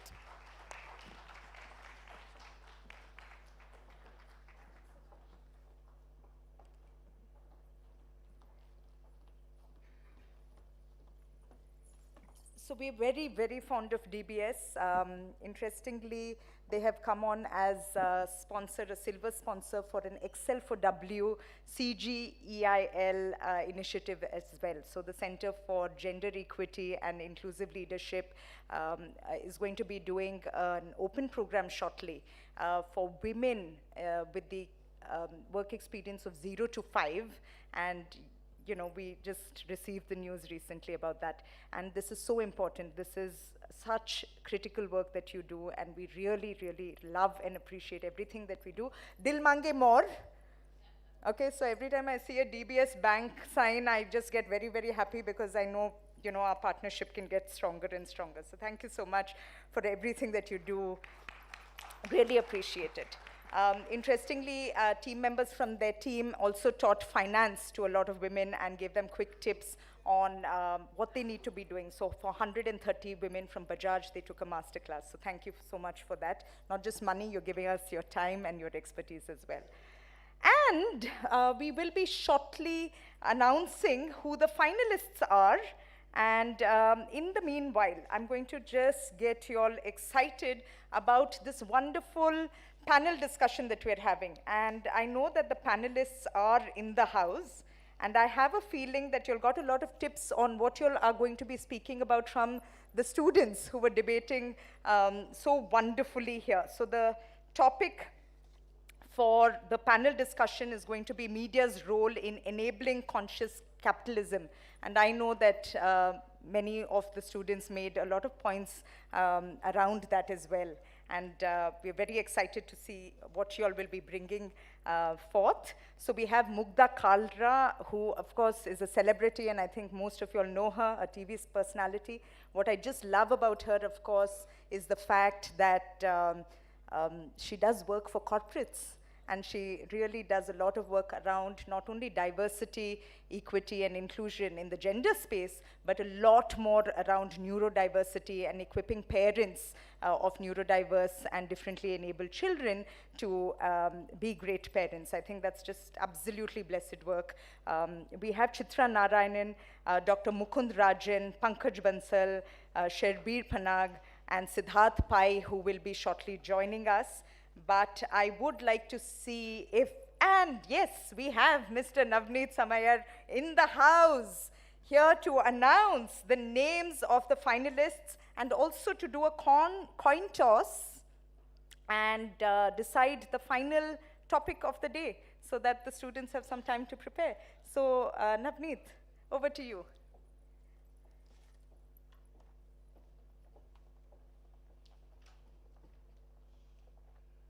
Brilliant. So first of all, again, thanks a lot to all the teams for doing a wonderful job. The subject was very tough. It's very, very difficult to talk on things that bring together corporate and governance and media and try and make sense out of that. All of you did make sense of it, so congratulations for that. One big round of applause to all 8 of these wonderful speakers. You did your alma mater and yourself proud. It was a tough call. We had a huge fight. I don't know if you guys noticed. We were fighting outside, pretty violent. And finally, the 2 winners who will move into the finals. And I'll request them to come up on stage and, you know, perhaps if we can get hold of a coin. I don't know if there's a coin. That's another third world problem we have these days. Nobody has a coin. But I'm sure we'll figure something out. You know, we'll have a toss of coin, which will decide who speaks for and who speaks against amongst the 2 winners. And I'll let you know what the topic is going to be. You get 90 minutes while Pankaj and the esteemed panelists enlighten us. You get some time to prepare your sessions and come back in about 90 minutes, and that'll be the final round, right? So, without much ado, the 2 winners are IIM Kashipur, and MDI Gurgaon. Congratulations, guys. Come up on stage. Vaishnavi.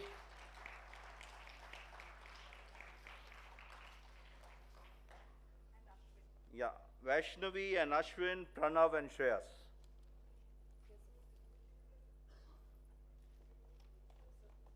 So come on, some more cheering, folks, for Pranav Bothra and Shreyas Kumar Agarwal. And we have Vaishnavi Joshi and Ashwin S.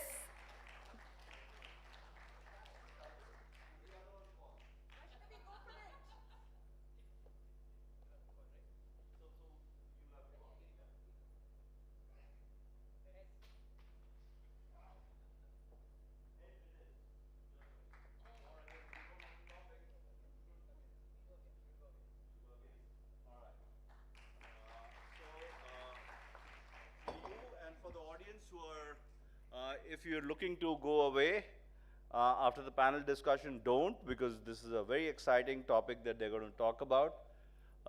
You guys want to make a note? Just grab hold of a pen and paper and make a note of this. The House believes investigative journalism is necessary to enhance corporate governance standards. The House believes investigative journalism is necessary to enhance corporate governance standards. Go for it. All the very best. See you in 90 minutes. Thanks. Apps over to you.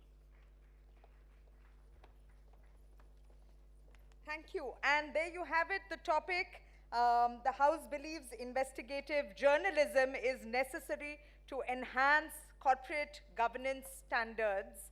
And we have somebody who is a journalist who's going to be leading our next panel.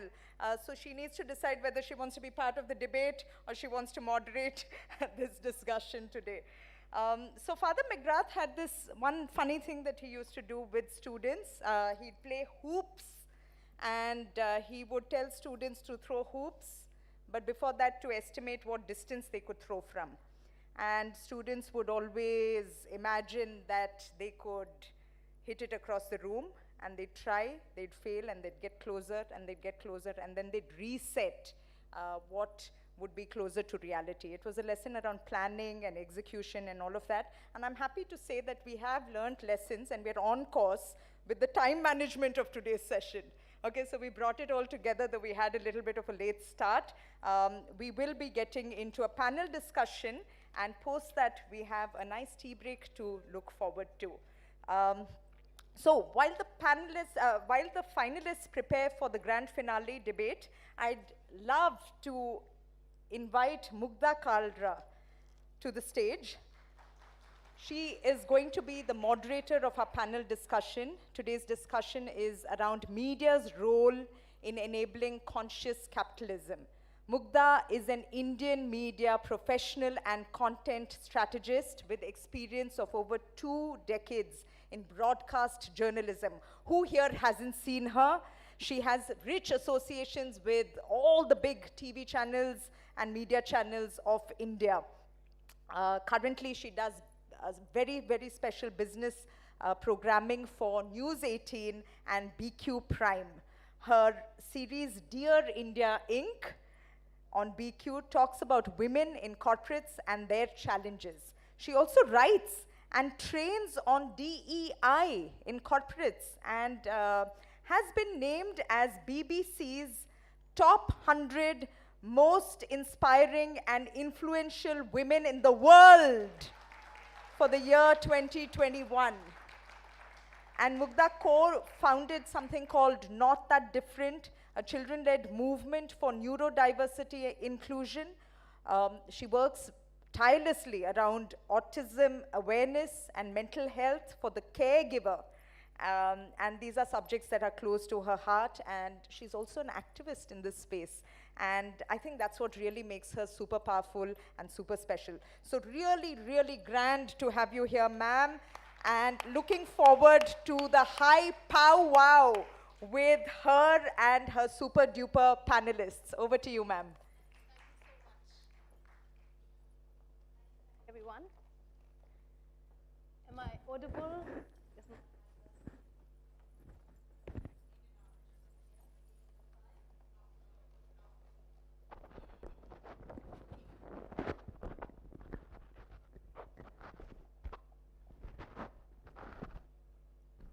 Team, audio is fine.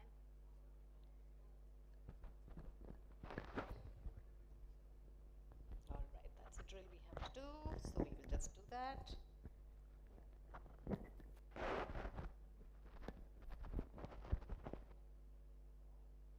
Be fine now? Yes? Great. Thank you so much for that very generous introduction and a very warm welcome. The energy in this room is absolutely infectious. The 1987 batch, kudos to all of you.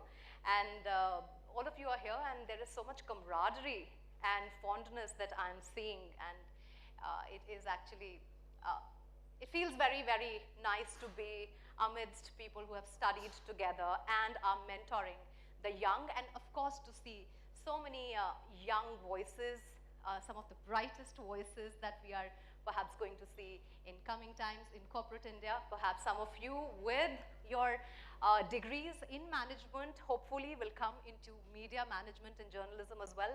God knows we need more people with, with the industry-specific information and education. And yeah, it's an absolute privilege and pleasure to host this panel. May I do a quick round of introductions? And I'm not at all worried about being for and against, thankfully, because we are going to be the gray of the panel, and we are going to be talking about what actually is happening in the corporates, in media, and when it comes to governance. So put your hands together for my panel.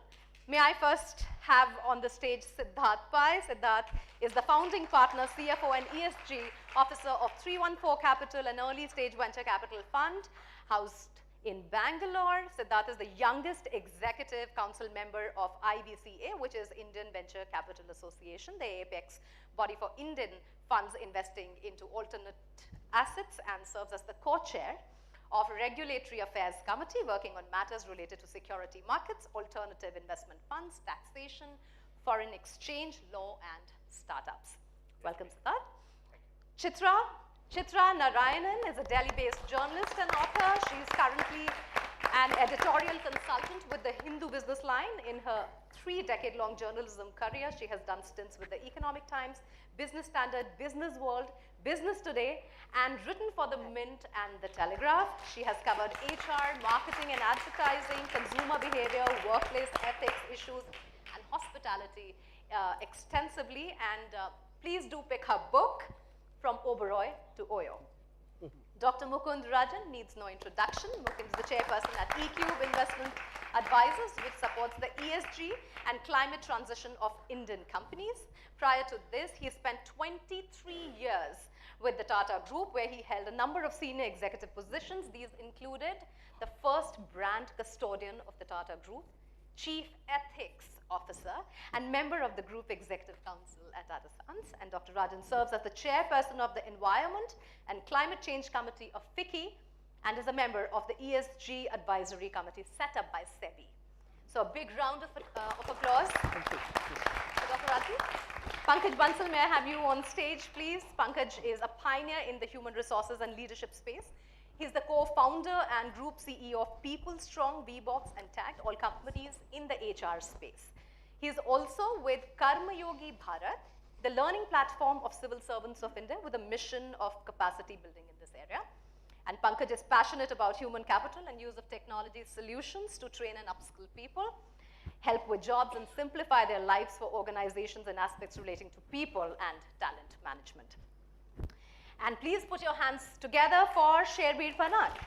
Sherbir Panag is the managing partner of Panag & Babu's internationally acclaimed and highly respected compliance, investigations, and white-collar defense practice. Sherbir's practice has consistently been listed as a market and thought leader for white-collar crimes and corporate governance in the Asia Pacific. He's a senior fellow at the Wharton School's Carol and Lawrence Zinklin Center for Business Ethics and Research, brings a lot of international experience to the panel as well. And he regularly lectures and writes on subjects related to white-collar crime, corporate governance, and business ethics.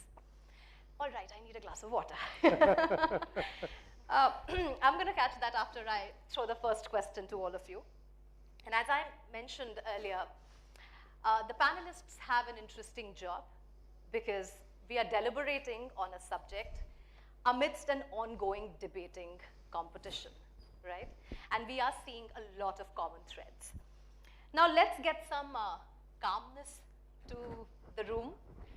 I like to call it the Tehrab, because now we need to discuss the grays and we need to talk about ground realities.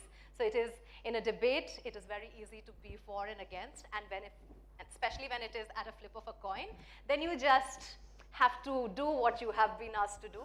But what really is happening on ground zero, where we are working, where all of you, the students, will be going to work, those are the things that we need to discuss today. And so let me start with you, Siddharth.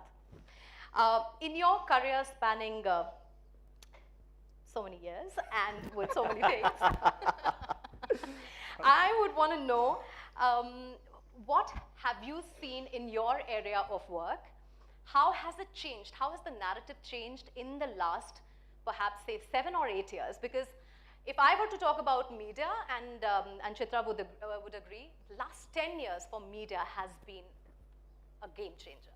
There have been mind-boggling changes in the way media is held, the way we do our journalism, the way we cover things, the way we pick our subjects. So I am keen to know about your experiences, whether it is compliance, whether it is people management, whether it is working in a corporate, whether it is in the investor space, in the investment space, startup space.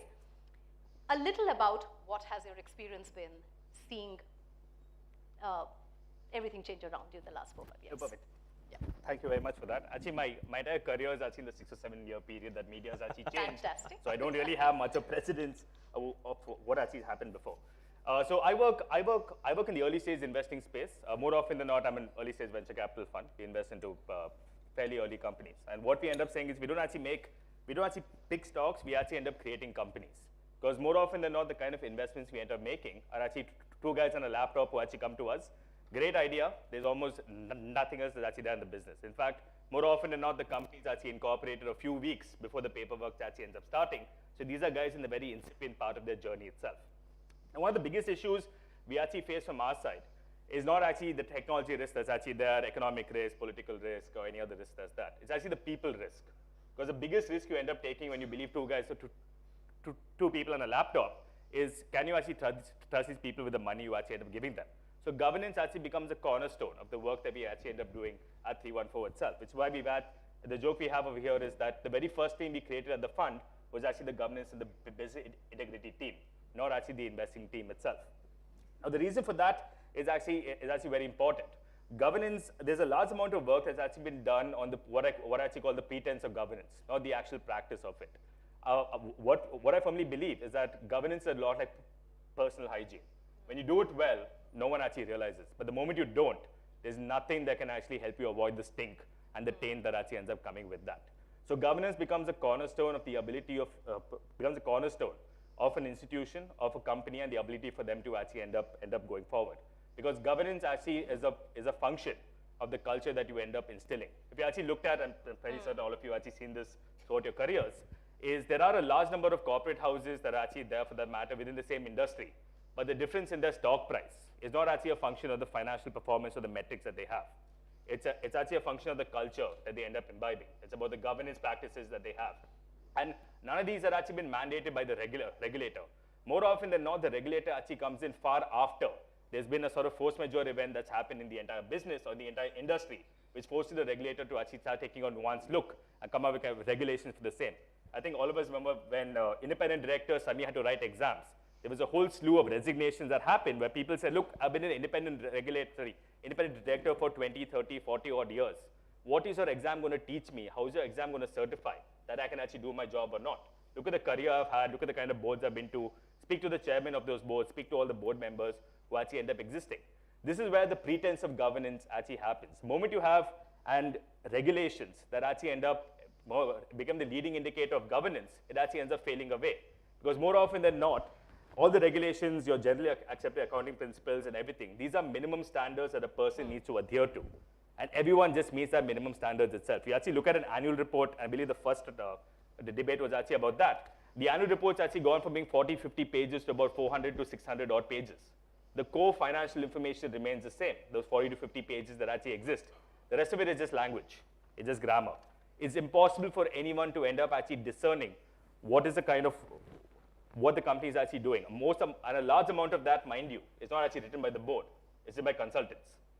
There are marketing teams, there are communication teams, there are PR teams that end up contributing a lot more to your annual report of a company than what a board of directors or what the finance people or the operating people actually end up doing. Right. So this sort of emphasis on more regulation, greater disclosures and everything, it actually fails to understand the most important aspect of this entire piece, which is the market forces that are actually there. And I've actually started my career at a point in time when market forces and capital end up actually dictating the life of these companies, not access to the regulator, not access to government or anything else like the same. A large number of the startups, in fact, the joke among the startup industry is that startups managed to proliferate in India purely because there was no regulator for a startup. It just happened organically. This sort of innovation always happens at the edge. And these people found their own way. Granted, my industry has gone through a large number of headwinds right now. We've actually seen that move fast, break things kind of approach that actually predicated my entire industry. Now they've actually broken everything that's there. We've actually entered a phase of rebuilding right about now. I think that rebuild becomes important. And the companies who have failed, there are 92,000 startups are there in the country. The ones who've actually done all these, you can actually count them on your hands itself, for that matter. This shows that a number of them, there is a strong undercurrent that's actually evolved because of market forces itself. Investors such as myself end up actually looking at these aspects. We don't ask them for what are your audited financials or your GAAP financials for that matter. A company can actually go through 3 or 4 rounds of funding in between an audit itself. In fact, the investors actually know a lot more about the company than the auditor possibly does.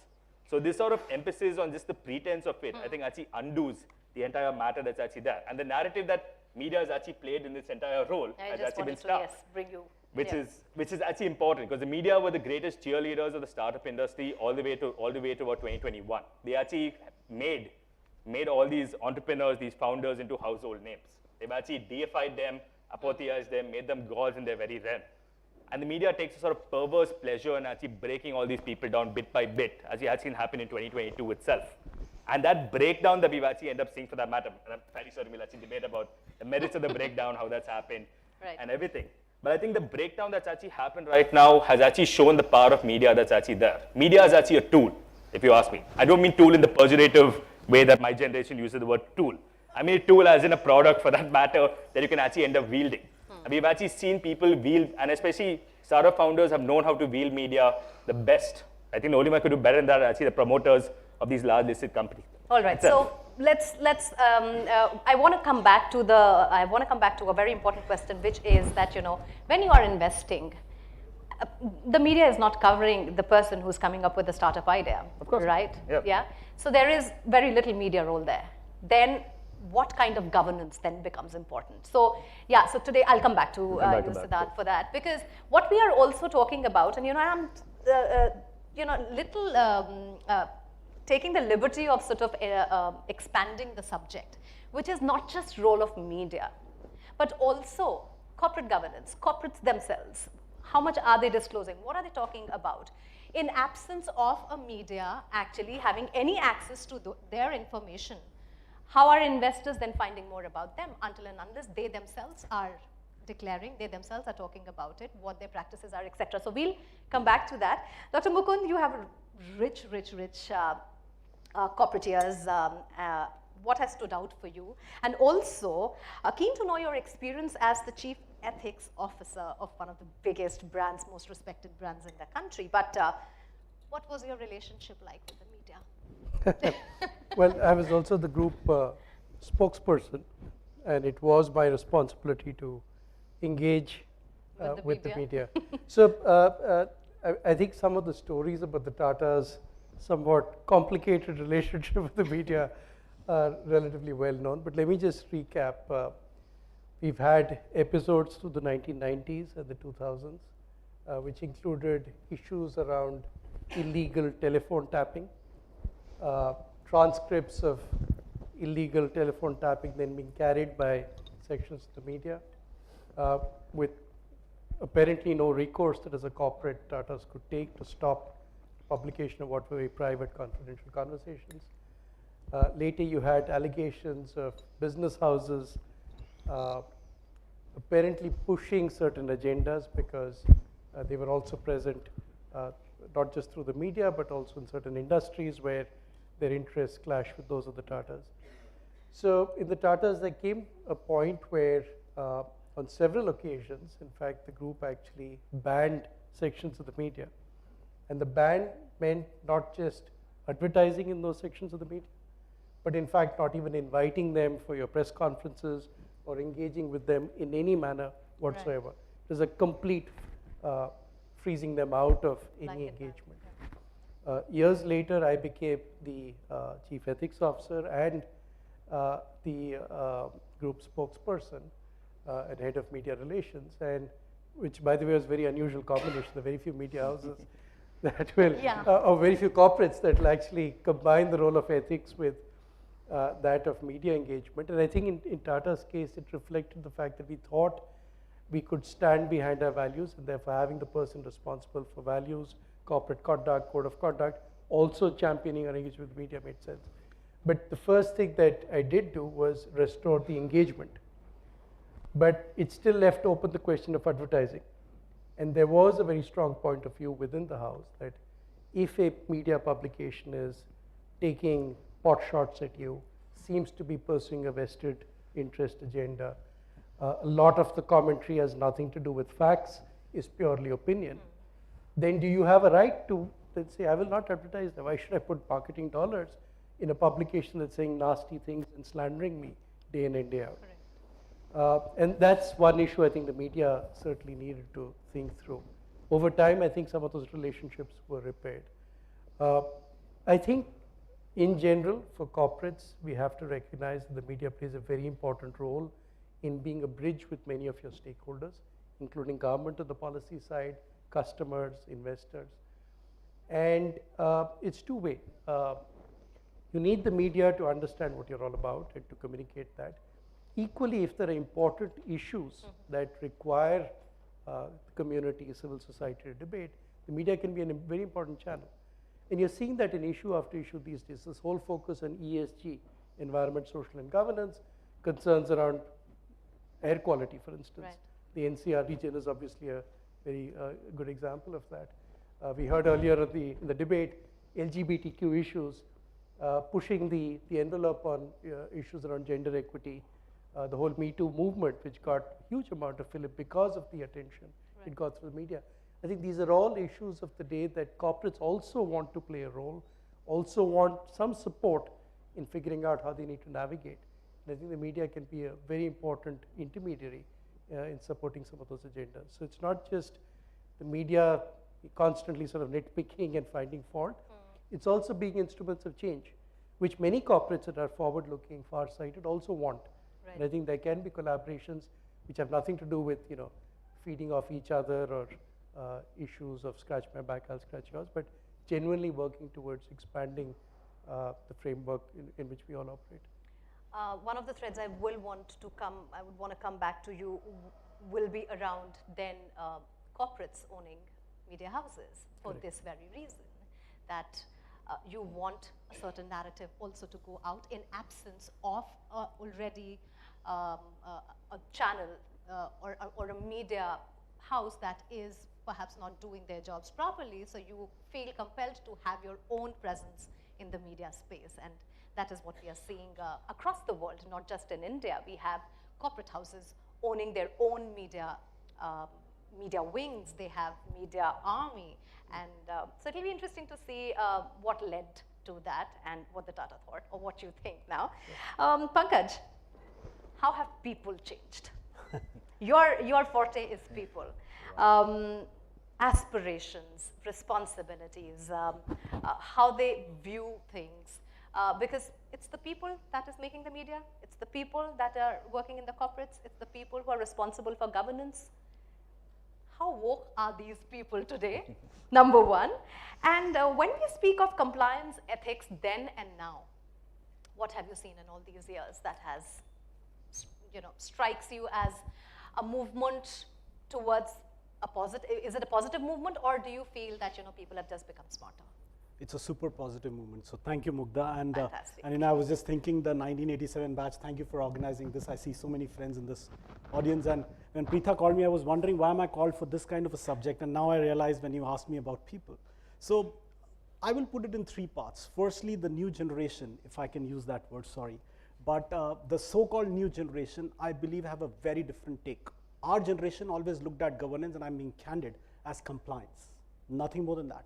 This generation doesn't care about governance. What they care about is consciousness, right? They have replaced in their minds, this governance, my chartered accountant will take care if it's about financial governance. And Siddharth mentioned somebody is writing the reports, but that's not governance for them. What is more important for them is consciousness factor. And when this word consciousness capital is being used, and the Raj Sisodia who brought this up, I got an opportunity with a group of leaders to have an interaction with him in COVID. And I remember he was constantly telling us that consciousness goes far, far beyond the so-called corporate governance. And I'm at the risk of misquoting him. I will say that they did a study and they looked at the jail inmates psychoanalysis, behavioral analysis, and the boardroom analysis of American top companies. And it was shocking to the level of similarities that they found. And you read this book, Raj Sisodia, Conscious Capitalism, right? I was like, there was no study of India, but imagine if that is the state, what the workforce will be feeling. And workforce of the world is all of us who are sitting here. So when I look at the current generation, so I wear three hats, the trifecta. One is the People Strong, which is HR, tech assessment, etc. Second is I wear a hat of Work Universe, a micro fund, which invests in early stage companies which can create work. And third is the Prime Minister's work that I do on Karma Yogi Bharat. Now all the three, the common thread is this generation that I deal with. And let me just take a minute to say that when I invest now today, like I'll give an example, a company called Move Farm. The first thing, he didn't talk about the numbers. He walked in and he said, Pankaj, you know what? I'm going to increase the farmer's income. In my mind, 80% I was done that I'm going to work with this guy. And then he told me how he will sell cattle, which doesn't sound very exciting. But check out Move Farm. A guy walked in called Avigna, says that I'm going to democratize work. It will not be only for the senior leaders. Everyone can do. It's the largest gig force company today.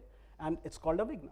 Look at the third company, Wahak. The founders walked in and they said, what, last 1 year we are running a truck company. They were IITians. I said, are you serious? You are running a travel company? They said, yeah, we wanted to start the business and no one wants to marry their daughter to lorry drivers, etc., etc. They said, we are going to give them identity and the life that they deserve. They have 7 lakh truck drivers on the platform.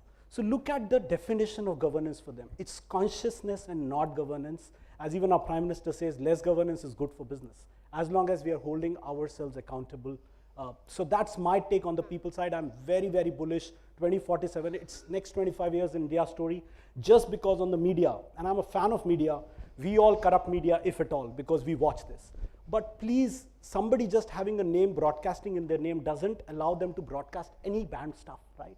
Somebody who's standing there and say, I'm a research company, I'm going to research on an Indian company and take the whole nation. So some role media played which they could have avoided, right? Somebody played them.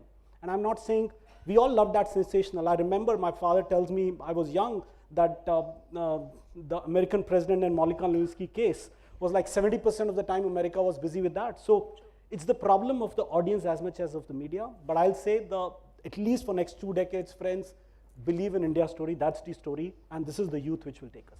That's my take. Fantastic. Quite bullish there. And that's what I truly believe in. If people have the capacity of changing narratives, then wherever they are, they can be those stakeholders that are bringing about that change. And you so beautifully you've put that. Sherbir, how has compliance evolved? And I come to this because gender discourse is very close to my heart. And I do remember POSH.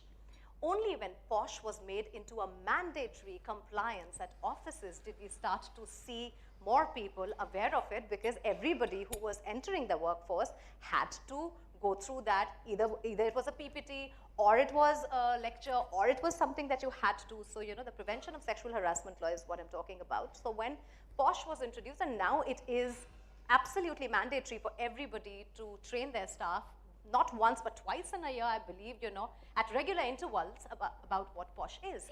So compliance plays a huge role. While media plays their role, the governance, of course, but sometimes that practice has to come in the first place by putting in rules. How has this evolved in the last few years? Mukta, like they say, the more things change, the less they really do. So in the space of, as a quasi-academic and scholar of business and financial crimes, let me put this out that in the last 100 years, not much has changed in the conversation of, there have been no evolution of first principles when it comes to governance, and frankly, no new ideas. And that translates into the fact that there is virtually no empirical evidence to demonstrate that policies, compliance programs have actually resulted in behavior alteration. Now, behavior alteration is very, very different from liability reduction when facing a regulator, when facing a court, when potentially facing an onslaught of public opinion. Code of conducts, let me go out on a limb and say they all read the same. Pick any company, with a few notable exceptions on folks who've invested in communication styles, principles haven't changed.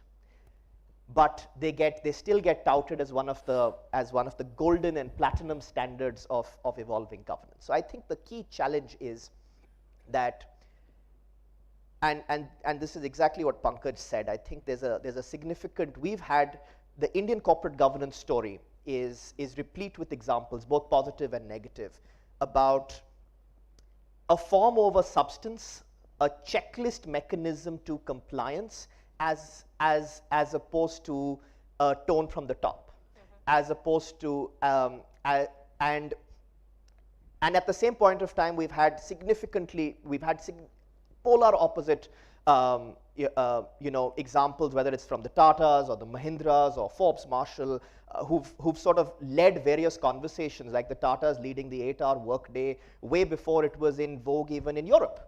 So we have examples on both sides, and what really stands out is that in this mix of checklists and compliance, where the real governance gets lost, or where the real governance has stood out, has been wherever there has been strong personalities of leaders and a percolation of workplace culture. With the exception of these two, there's very little else that's happened.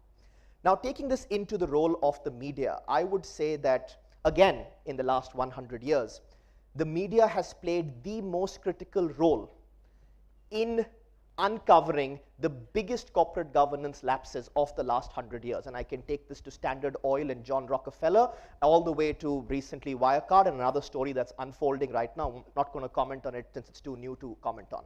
But in either circumstance, they've shown the mirror. At the same point of time, in equal measure, the media has also been the biggest enabler of such behavior over the years, whether it's not holding folks to account, falling into the halo of large personalities, the CEOs who cannot be questioned, or it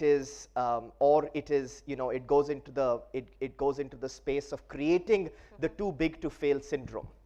There is equal measure here, and there's a constructive conversation to be had.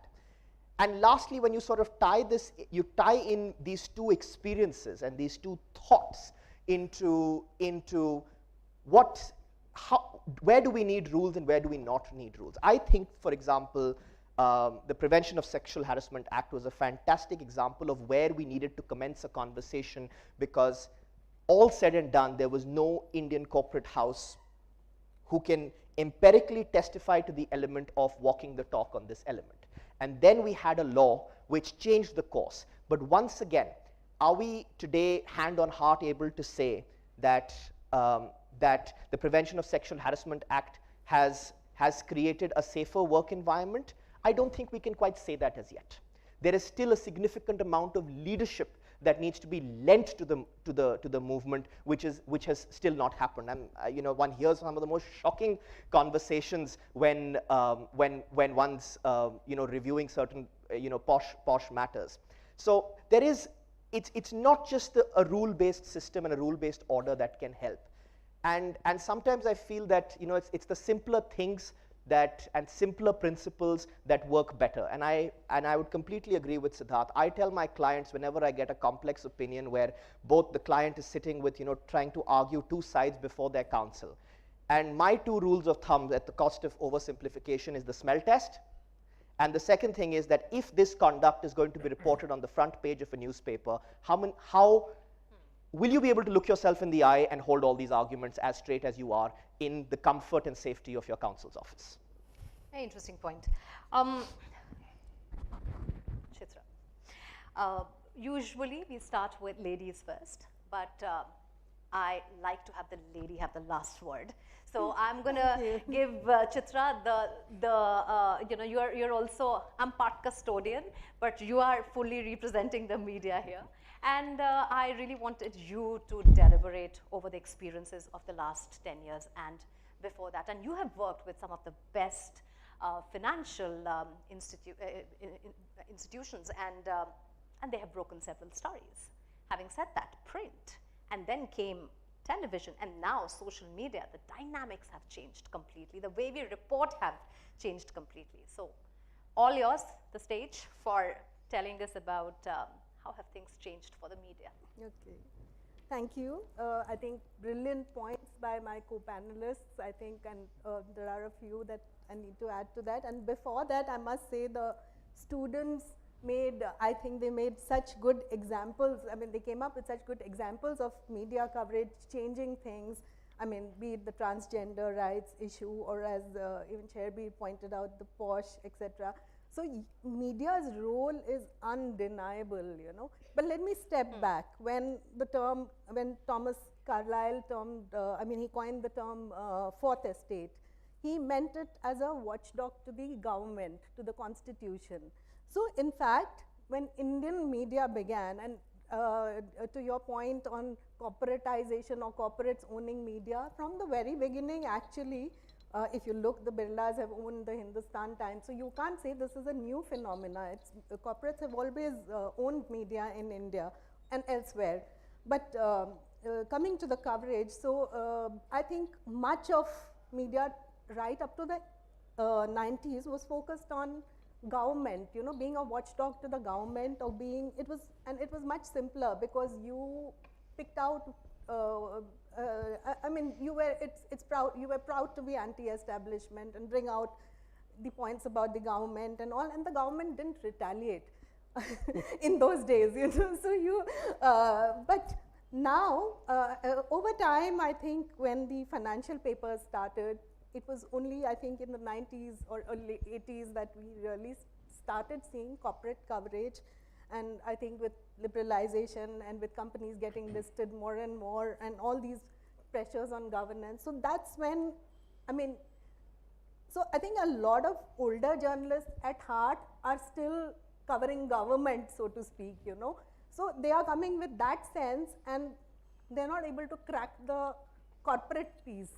Because, you know, I mean, the same sources, etc., way won't work.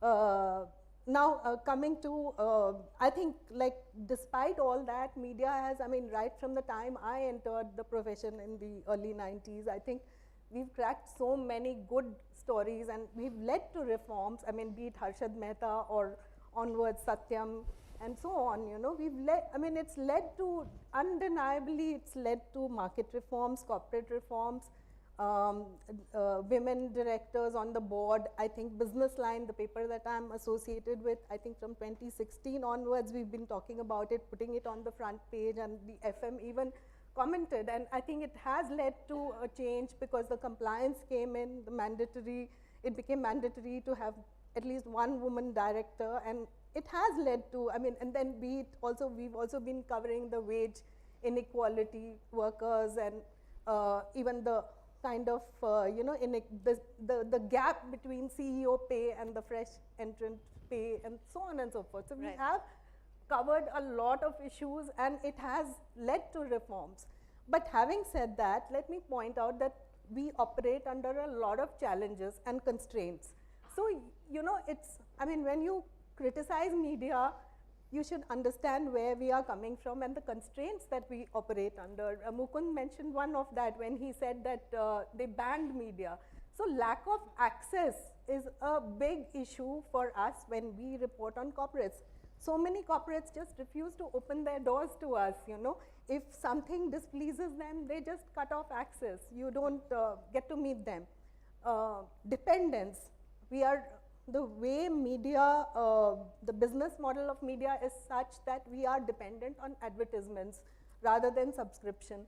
So imagine, very recently, even in our paper, for instance, we gave some news on certain unicorns, and the unicorn cut off the advertisements for our paper. You know, I won't name the company, but we did lose out. So you look at it, I mean, these are hard times, and you have to, I mean, we can't stop our reportage, but we do have our, if our finances are cut off, then of course there's also lack of data. So, you know, I mean, companies make disclosures to SEBI or to the stock exchanges, but does SEBI put all these disclosures out in the open? I don't think so, no. We have to trawl through hundreds, and I mean, if we have to take the case of the women directors, how many companies have women directors on their board? So if we have to trawl through every single company's data and then pick them out. Correct. So this is where, you know, the analysts come in, the research firms come in, they give us the data, but then this is where, as Siddharth said, the vested interests come in. You know, I mean, they will do research and they will come out with findings which suits their narratives. But having said that, it still adds to it. I think, so lack of access to data is one thing. I think it'll be good. Like RBI does put out a lot of data, but I think it'll be good if the stock exchanges and SEBI and others start putting out more data which we can access rather than us having to buy data. We do have constraints. Then lack of training is another constraint. No, a lot of us are journalists are typically generalists, you know, we kind of cover, I mean, we rely on the expertise of others to cover news, and company law is a pretty complex, and it keeps getting complex because the law keeps changing. You know, the new editions are made, like Posh became a new edition, various things. We are not trained, so we go to people who are trained, though of course that is also changing because now many of us in the financial newspapers at least have CAs in-house in our research bureau team who can go through the numbers and help. If somebody is covering a corporate, they can say, hey, call up the corporate bureau and say, hey, give me those numbers, can you see anything? Incidentally, the report that has caused such a storm, which Pankaj mentioned, I think, again, my paper Business Line talked in 2021, we had talked about the Adanis being over leveraged and the debt, we had covered it, but it didn't create any noise, any flutter. But because, I mean, here again, let me tell you the other constraint. People are not reading. We may write the story, we may put it out, we write editorials galore, we have people like Mukund writing informed opinion articles for our publication, giving pointers on, say, ESG or good governance practices, but how many people are actually sitting and reading it? 5 people, 10 people? I mean, they'll just say, it's not the big breaking news kind of thing that will cause reforms. It's these small opinion pieces which actually, you know, somebody has to, the activist, our job is information. We are putting the fact out there. It is up to the stakeholder, the person who has shares in a company to pick out that fact and create activism, make a noise over there at it, you know. Wow. So yeah, there are not many points, yes. So, okay, and to sum up also, I mean, our, since you also mentioned that, again, like another point Mukul said about being a collaborative partner. So I manage a corporate page in Business Line, and I know the constraints that very often it's the good stories, the so-called, you know, the good work that corporates are doing, which dominate my page rather than the, you know, picking faults or finding out the thing.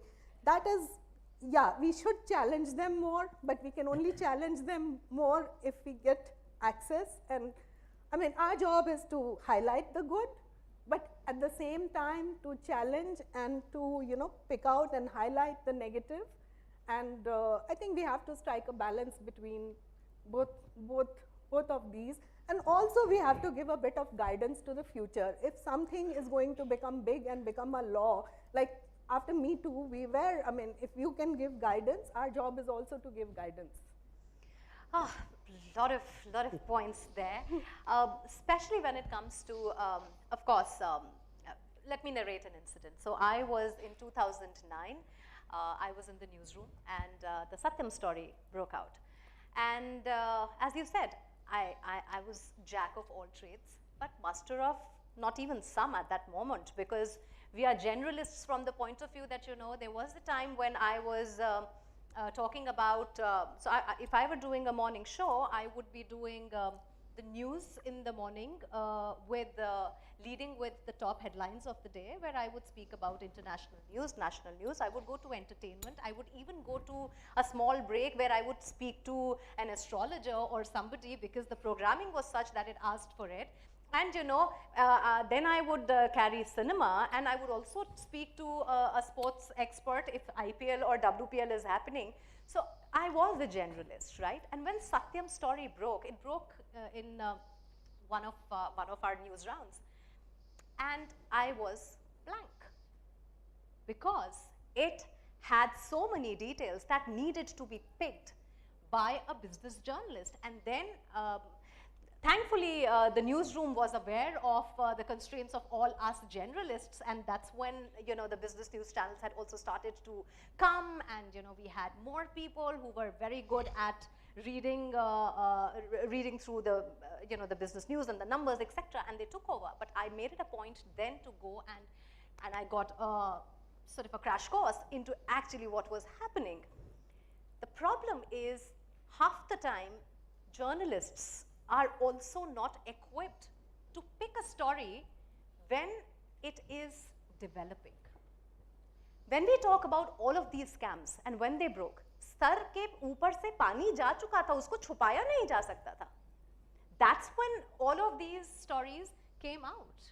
Otherwise, was there a mechanism wherein somebody is looking at the paper, somebody is looking at, you know, someone like Siddharth who's looking at a startup and is planning to invest, and at the very start he's like, something is wrong here. Something doesn't tell me that, you know, this company is, in the next 2 years after they have made their first few rounds of investors' money has come in, but I don't see this company progress or do solid business or honest business. But that's his acumen. How many journalists have that training at the moment wherein you are trained to sort of look at the workings of an organization and understand that, all right, something shady is happening or something needs to be looked at. We talk about greenwashing. It's a very fancy word. But when we talk about people who understand ESG, how many people understand ESG to the core, where they can say, as journalists or as think tanks as well, where they can say, all right, I am looking at something and this sounds fishy to me, but because the media is so beautifully managed and the social media handles and everything of this company are so nicely done and talking to the right people and talking the right language, that I don't know whether they could be wrong. So I think there is a huge, and that is one of the things that I would also want to bring to all of you, that, you know, how important is media, investigative journalists, business journalists, and what should their relationship be with every stakeholder here? Starting with you, Siddharth, that if you were to have a relationship with the media, let's talk about, okay, let's take things forward. ठीक है भाई, media के अपने constraints हैं, आपके अपने constraints हैं, लेकिन अब अगर हम बात को आगे बढ़ा रहे हैं, तो what is your expectation from the media to help you when you are, say, making investments, when you're reaching out to companies? What kind of reportage do you want to see? I think the most important thing is for the media to actually do its stated job. I think that's one of the biggest changes we can possibly see, because we've actually seen media now sort of become a jack of all trades, master of none. But Siddharth, to that point, what are people wanting to No, watch? I'm coming to that. So see, You here's the know, thing, right? that's Like a you said, very you important, actually, what you actually spoke about in the media right now is actually a fundamental business model issue that, as Sharbi said, hasn't changed in the last 100 years. We expect the media to actually tell us literally everything there is to say about the world. Which actress is doing, what which promoter is doing, what's happening in some corner of the world, which protest is happening over there, etc. So I think specialization within media actually becomes important, because the way I look at media, see, media is something that nobody can actually wish away. It is the fourth estate. It is a core fundamental role that they actually play, not just in business, but in society as well. For that, you can debate it's for, against, for that matter, but it has the same inherent flaws that any other business vertical or any other plank of society actually has. I think what the most important thing for media to actually do is to actually diversify its business model and understand that there is a large amount of responsibility that you carry. The moment if the media is actually misinformed, it's actually an obligation of the media to actually get people who are better informed in those particular aspects and make sure that they are actually at the forefront to end up actually speaking. Even with regard to business models and revenue lines for media as well. There are immense number of people, and startups have actually shown this, where people don't mind actually paying for high quality reporting. It doesn't have to be breaking news every 30 minutes, there's some klaxon at the bottom actually going off. But take 2-3 weeks, prepare a well-researched story, go into the depths for that matter, that actually comes in. That's also media. The social media element of media, distilling everything down to 160 characters and putting it out there and trying to roll and unroll and de-roll a thread for that matter. That also is media. Even print media for that matter, where more often than not, it's actually a challenge between, do I get this person's editorial out or this ad that can actually get me revenue for that matter. So I think these are the inherent challenges of media that media also needs to speak about. Every time we go and ask media, media is always showing a mirror to everyone else in the world. But I think it's important now for all of us to actually show a mirror back to media and say, look, these are the flaws, these are the inherent issues that you have. No, Let's these actually work are together to solve it. certainly things we talk about in the newsroom all the time. You But know, not on the news channel. That's the issue. Huh? So I think, see, bringing it out there, like for the amount of spotlight that you guys put out, it's important for the similar spotlight to actually fall on you as well. I think from everyone from our side is actually patiently waiting for the day that media also reforms, media actually takes a hard look at itself and say, look, we need to have this kind of specialization. Not just, you can't have 8 talking heads over there, everyone talking over one another, and no, that suddenly but constitutes news. Siddharth, let me quote back your own point. You said market forces will take action. So that is what's happening. Market forces in the shape of these independent, so-called subscription-driven digital media are making us also, you know, we are focusing more on web first or podcasts or, you know, breaking news in different ways. We also have our social media handles. We are putting out little videos, fact files, explainers. So we are changing, but it is a little slow. See, that's, once again, sorry, be a little controversial, but that's more the pretense of it than the practice. I mean, you've taken the same tools as what they actually use for that matter. You've taken your same established machinery and actually running it through that. But the core of what they're trying to solve is yet to actually be solved by you. If you actually look at some of these videos, I'm not going to take the house of any media name. It's a 3-minute video. You can summarize the entire thing in 15 seconds. Just have different visuals and the same thing playing over multiple times, because a 3-minute video actually has a higher ad spot compared to a 30-second or a 40-second video itself. So we are aware of those kind of issues that are there. But it's important for, see, and this is also the media house narrative that you also spoke about as well, right? Every media house is a business, and every business has shareholders, and every shareholder wants to see returns on their investment. But not every aspect of society can actually become a business. I also feel, I think somewhere media is also going through a huge transition at the moment, where we are also likely to see. So when I said the last 10 years, in the last 3 years, and I would say that post-COVID, the narrative's also changing for media. I mean, there is a lot of accountability questions that are coming up. There are a lot of independent journalists who are coming and talking. But having said that, and, you know, moving the focus a little on the corporates themselves. ठीक है, media एक तरफ है, but when we talk about corporates and when we talk about the governance, which the corporates should be practicing on their own, and, you know, the numbers that we talk about, the compliances that they should be following, when we talk about corporates, where do you see whistleblowers? Where do you see people who are wanting to come out and make a difference or talk about it? Do we have that environment in the country where we can support a whistleblower?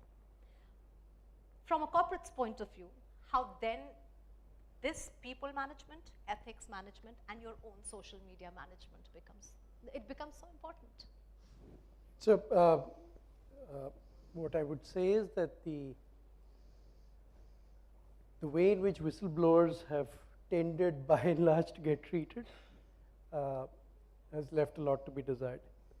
There are a vast majority of, I think, whistleblowing episodes where the whistleblowers have ended up paying a very heavy price.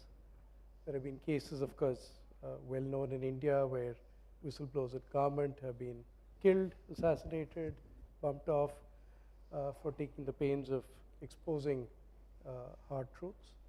And in the corporate world, it's not very different. They haven't been bumped off, but typically they've been exited, especially when the allegations or the grievances or the issues that they have surfaced relate to senior executives, sometimes chief executives, or even board members of a company. Therefore, I think some of the more forward-looking corporates have tried to create environments where whistleblowers can be protected, vindictive action can be avoided, but it's very, very difficult.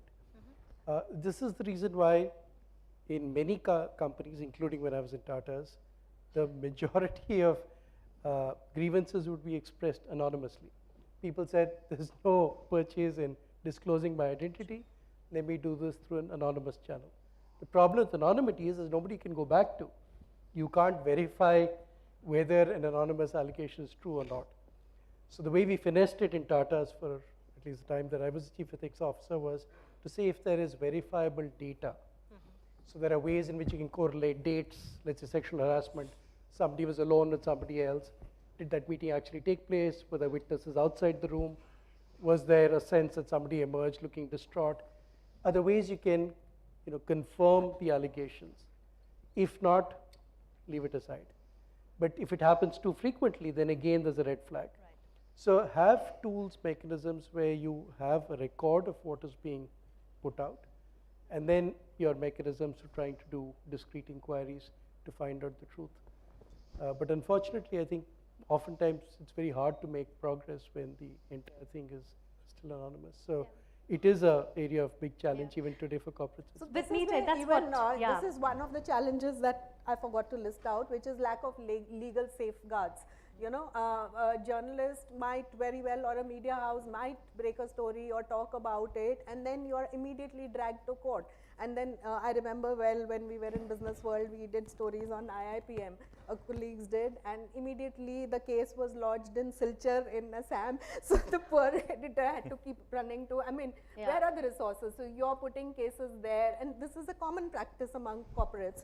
Or the person who's our source or whatever, even the protection of source, there is a bit of conflicting legal, I think Sherbir can help me, but I've been looking at it, we do get sources coming and giving us stories. And then, like in the Pegasus case, there was even, I think, a court case, and I think the Supreme Court ruled that you can, I mean, in the freedom of expression, can you protect your source or can you reveal your source? I think there has been some kind of conflicting opinion. So in that environment, do you want to risk somebody's, as he rightly said, we've also known cases where the whistleblower is harassed and all that. So there's a lot of responsibility on media there, So on the same thought, Pankaj, there is a lot of emphasis on code of conduct now. There's a lot of emphasis on work cultures that are allowing people to talk, allowing people to question, allowing people to ask those seniors to give an explanation of why we have been asked to follow a certain rule. For instance, in a banking scam, it doesn't happen overnight. The junior person is told by the person on top of him that overlook this paper, just sign it off. At various levels, it's signed off, right? And when you start to tell people, aapko question karna hai, and you create that code of conduct or that work culture where people start to question, that obviously leads to then people saying, all right, I've been asked to do this, but I don't think this is right.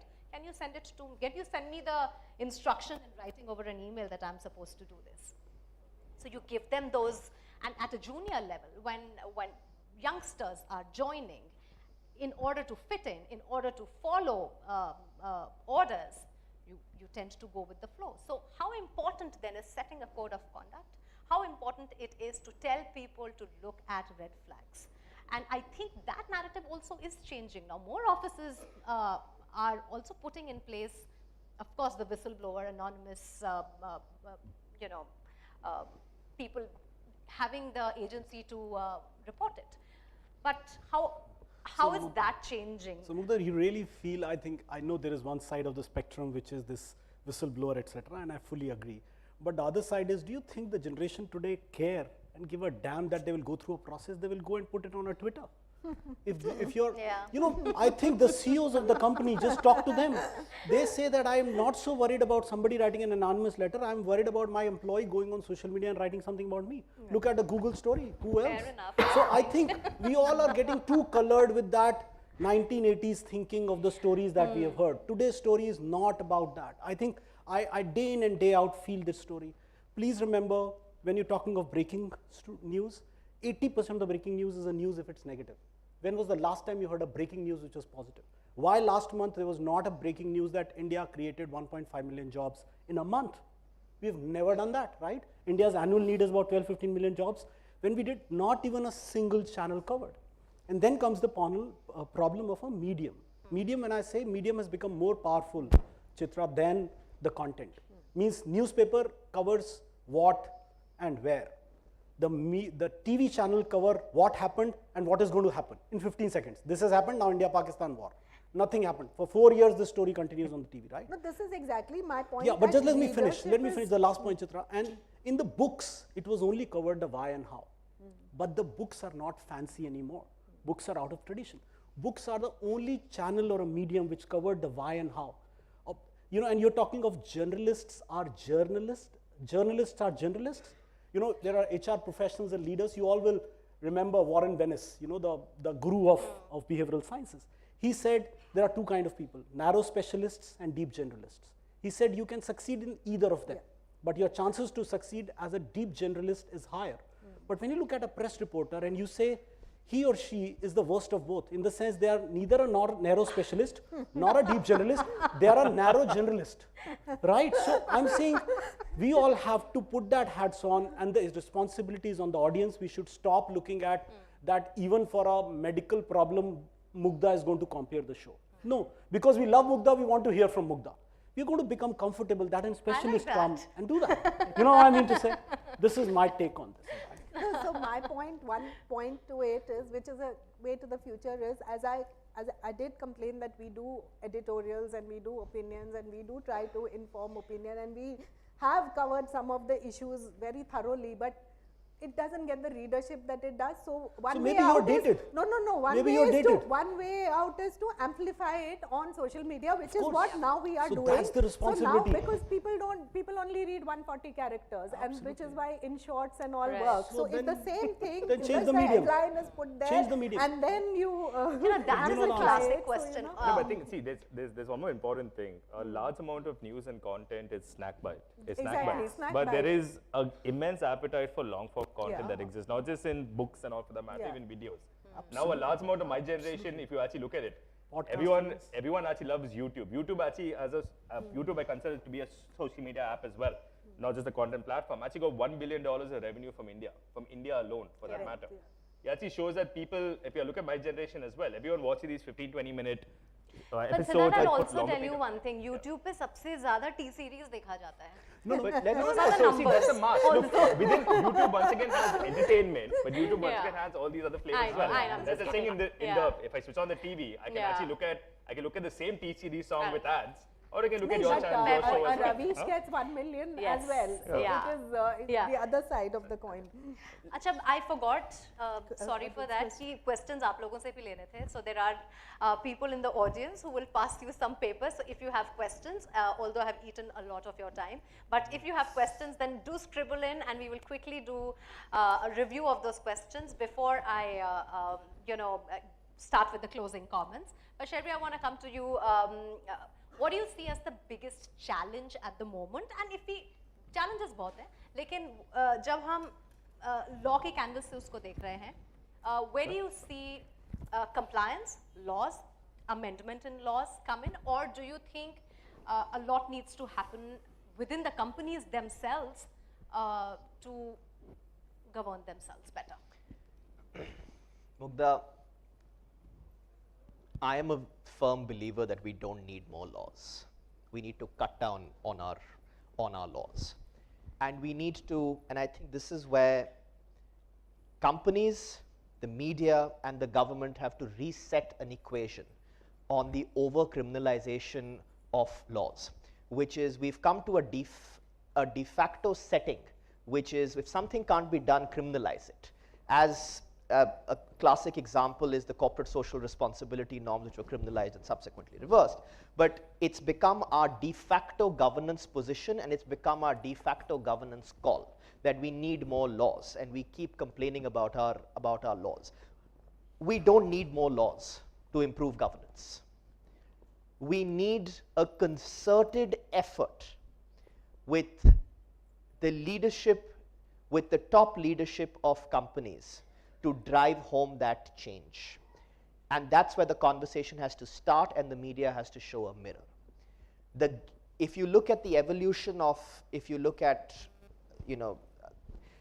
big events in the United States or Europe and India, it's not new laws that are going to change governance. A lot can happen within the confines of a company. I think Mukund gave a fantastic example of dealing with whistleblowers and accepting anonymous whistleblowers and trying to come up with a constructive mechanism of dealing with verifiable factors. But that involves a degree of leadership. And where we've sort of ended up is, I think the biggest service India Inc. can do to itself is to dehyphenate personalities from governance. And the moment we do that, we'll see a significant change in our approach. And to do that, we need to have personalities significantly more involved. Whether it's dealing with whistleblowers, we have probably one of the worst track records. The media didn't show a mirror to the legislation that finally made its way through, and companies are more than happy to continue down this path. All it takes is one group, one CEO. I'm not even saying you need a chief ethics officer to do that. It could be anybody. It could be a CFO who creates this. And generally promoting a culture where there is an obligation to dissent. And that can be a competitive advantage. There's sufficient evidence over the years to demonstrate dissent as a competitive advantage for growth within organizations. So I think that's the one part. Taking over our second challenge, I think, which is partly what we've just discussed, is on creating a better baseline for financial journalism. I think we all buy the arguments on generalists, narrowists, specialists, all of that. We can't make fundamental errors, because that's where those fundamental errors can be misused. Whatever the motives of a potential corporate battle may be, or a corporate war may be, or hidden agendas and motivations may be, it all commences with a gullible journalist who puts it to print without asking the right questions. And we don't need rocket science in terms of questions to come, and we don't need rocket science towards fairness in terms of reporting and taking in views. But if you look at a significant amount of the financial the financial journalism, a majority of our negative stories are narrative based. A majority of our negative stories are not fact-based. Now, yes, I understand the constraints of regulators not sharing, companies blacking out. There is that, but there is sufficient information out there to still make fact-based assessments.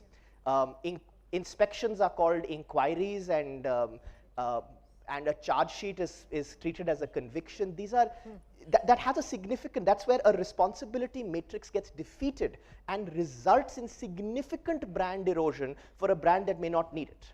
A small problem may be incorrectly amplified, and in the same way we need to show a mirror, there needs to be fairness and a degree of fair play and transparency in how reporting comes in. And I think this reset, some of which are business and commercial conversations, but this reset is going to be extremely important to pave the way for our governance over the next 25 years. We have some questions. So let's take them. Should I ask them? I have to choose. Oh, that's a tough one.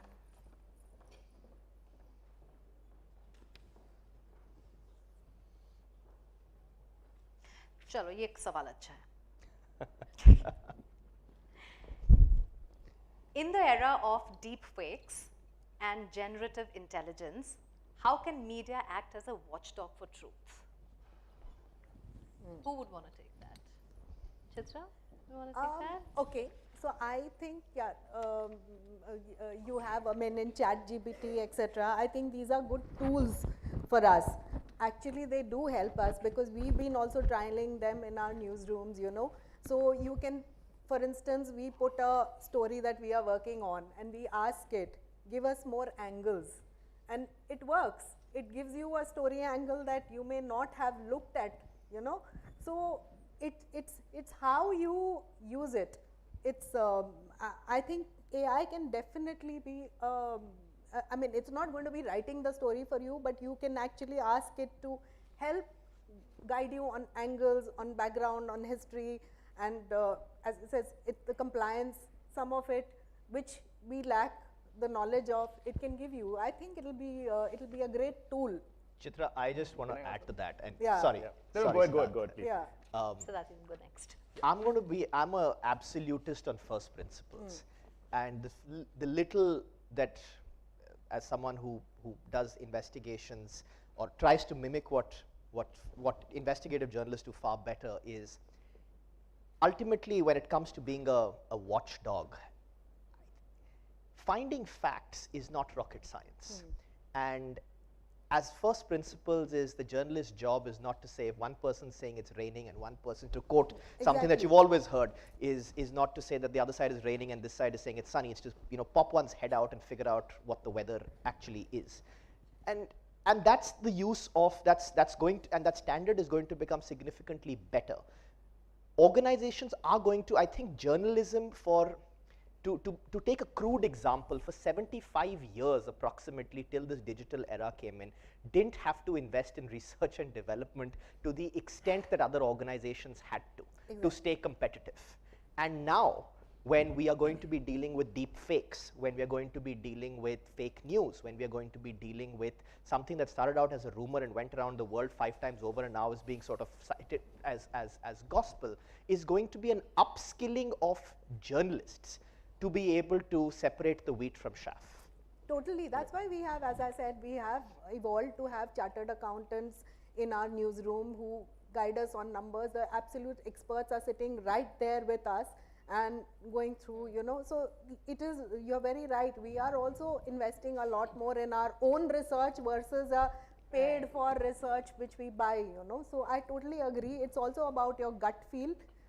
You may, and you know, you should get your guard up when companies are trying to peddle a narrative. I mean, the number of CSR stories we've tried to avoid, companies try to give you their narrative.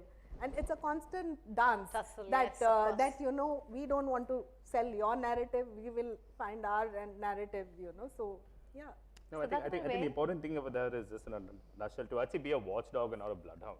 Yeah. If you notice, a large amount of our journalists right now are actually the fastest finger first. Someone whispers in their ear, said it out there, is breaking news right at the bottom itself. And for a number of people, news has actually become the dopamine fix that they can't get from any other aspect of their life. So even with deepfakes and everything that's there, all this is AI generated. There are equal number of AI tools that exist that can actually figure out, is this a deepfake or not? That's Which right. are free, which are there. But the thing is, no one actually wants to go out there, because if it feeds a bias that you have against certain individual, corporate group, anyone else, the journalist is more than happy to actually pump it out there and let the market decide, is this fake, is this not? So I think the moment you take a step back, it's also about experts, but it's the first principle just to say, look, is this an actual story, or am I actually being played? Also, how many journalists actually ask that question? No, out there? also I need to rebut Sharbir about, you know, this whole thing about, both of you on just putting out stories, you know, which are kind of hounding the corporate. No, our newsroom does have checks and balances. The reporter may come out with a narrative, but there is a news editor and an editor who will look through it and who will demand that we get the corporate's version. So in Business Line and the Hindu Group, for instance, we wait. We won't put the story out, but we wait for the corporate response. If the corporate doesn't respond within, like, say 24 hours or whatever grace time you give them, then only we, and even then there is an internal debate. We do check it and run it, you know. So, Chitra, yeah. so just one quick check. Beyond that, suppose there is a journalist who has a malified intent, has specific bias, or a news group that has that bias. Is there a way to create some mechanism that calls it out in public? Maybe. Okay, so here is one The interesting piece corrigendum, of I think just to add to what Mukund said, apologies and corrigendums are really small. And just going by That's what true. you said, Yeah. for a system, if Yeah. going by what you've said, has 3 levels of checks, it's a colossal failure, ma'am. And that would typically result in lots of heads rolling in most other organizations in the world. So I think I just want to supplement his question back to you and put you back in the hot seat for yeah, it. I will come to that. So there is media and there is media, you know. Yeah. There is credible media and there is incredible or incredible or whatever. So, okay, now here is an interesting piece of news. So I did talk about the dependence of media on advertisements. So I just read somewhere, I still have to process it. So Group M, which manages the media budgets of a lot of, I mean, that's how it percolates down to, say, a print media, whatever. They are creating a list in 60 countries of credible media organizations in those countries. So they will channel advertisement money to those credible organizations. And I mean, I don't know how it will go or whether which, but it is a start. So it is, you know, you are. But will you leave it to market forces and they seeing an opportunity to do this? Because presumably advertisers are asking them, you know, where can I trust that my message gets Yeah, through so there, authentically? I just saw the press release. It was put out 3 days ago by Group M. So what it said is that brands also gain by being seen in credible media versus being advertising But on, is you know, there a role for media to come together and do a voluntary body like Advertising Standards Council? Yeah, I or guess. should government take a role? Yeah, in this case, it's market forces. It's the advertisers coming together to protect the interests of their brands. They also don't want to be seen. The brand doesn't want to be seen advertising in media which is not credible. So I mean, there will. So these things are happening. Hopefully, it will lead to credible news organizations I finally have getting. so many questions, and they're Yeah. such interesting questions, but I am getting the eyes from there. No, so I think, you know, more than that, you know, we had a request from you know, the student community, which is that if you were to leave them with some thought, what would that be? So I wanted to give everybody that opportunity that, you know, if you were to address the students out here who are going to get into the business, what is it that you would want to tell them? Siddharth, if I may start with you. And these questions, wonderful questions, and you can catch the panelists after the panel and, you know, perhaps ask them, and, you know, but I think the closing comments are more relevant to a larger audience. Yeah. No, I think the most important, I wouldn't say this is the last piece of advice or something, but I think the most important role that all of us need to play also right now is to independently validate some of the assumptions that we've held very dear. I think this is a role that we've delegated sort of to media, and I think that's something we need to take away. That's that thing. And I think the second most important thing is, as a society, we need to actually move away from the fact that if something goes wrong, there's someone else going to come and take care of us. Let's go to the government, let's go to a regulator, let's ask them for more laws, for more regulations, for more this. But I think we are at a stage in life right now where we can actually stand up and say, look, enough is enough. You can actually call them out, and you do actually have that particular power with you. Don't keep shying away from that more often. But in order for you to use it, I think you also need to educate yourself a lot more. You can't end up having opinions masquerading as facts, because that can actually end up doing damage. So I think a little more responsibility from our side, and stop delegating your authority to some higher power. I think that'll go a long way in making sure that not just the youth of today, but even media, corporate houses, and everyone for that matter, can actually start creating the kind of difference that they should. I'd say that really it's becoming very clear that many of the challenges we are going to be seeing over the next few decades could be existential. Global warming is a case in point, extreme climatic events. A lot of it can impact the ways in which society is organized, the kind of economy that we have. And therefore, on each one of you, I think it's incumbent that you have a view of the kind of social construct you want to participate in, and therefore the kind of corporates you might want to work with. So if you're looking for a career, I would advocate that look for organizations that share your value system, that seem to have a concern for a wide body of stakeholders, not just one select group, certainly not just one family, and try and see the role you can play, as Siddharth said. Play your part in trying to be an agent of change. And I think increasingly there are a lot of tools that technology offers that allows you to play a much bigger role than perhaps any of us could conceive of 2-3 decades back when we were joining the workforce. So go with conviction, find an organization, an employer that shares your value system, then strive to change things more broadly around you, because corporates have great power, and with that comes great responsibility. Fantastic. Pankaj. I'm taking tutorials from most of the youngsters. Somebody came and told me, I'm this solar category. I didn't know that category when he explained me, solar punk. So I'm just trying to say, I don't know what I can advise, but if one thing I have to, since I work with government, I just want to tell you there is something magical happening in India, which is on the digital public goods or digital public infrastructure. Our GST, our UPI. When we go in US and in any other country, we say the numbers, the transactions, their eyes pop out. No one in the world for next 30 years can catch with us. All of you who are young, I wish I was young. I envy you. Just go and build businesses around that. You will have enough scale and you will create enough impact. And lastly, build businesses with purpose, enough of capital returns. I promise capital is bound to come back to you in a much more loads if you build a purpose-led business. Look for value, not valuation. And I'm saying that as a VC. I do remember when we were outside, you said conscious capitalism, ye to oxymoron hai. But still.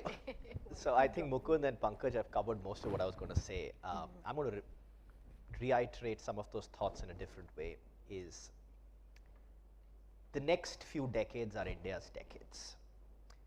And to maximize what's going to come our way and contribute constructively to these decades in terms of nation building, we have,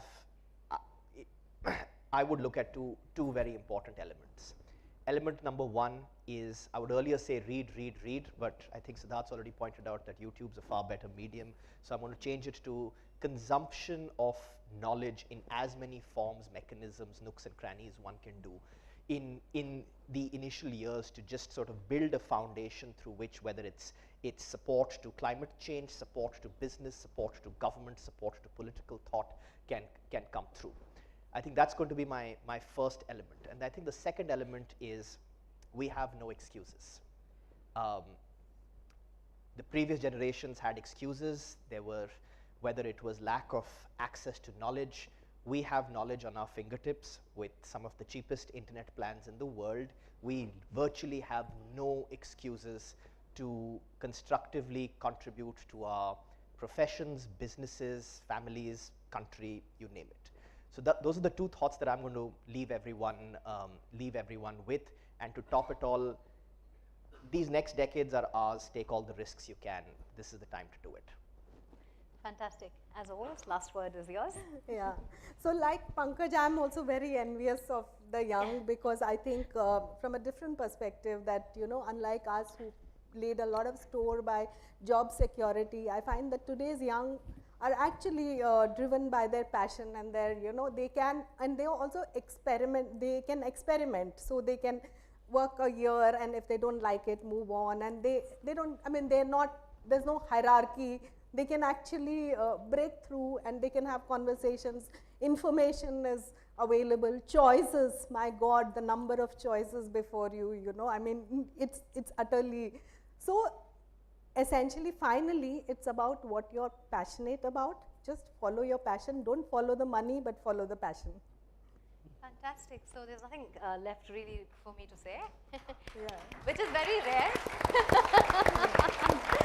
But on that note, thank you so much. Bless This you. was such a wonderful. All of you had a lot to mull over, and you're going back with a lot to think about. And yeah, we can proceed for tea after. A big round of applause first to Mukta. Big round of applause. Yes. मेरा था पर गहरा था और भरा था.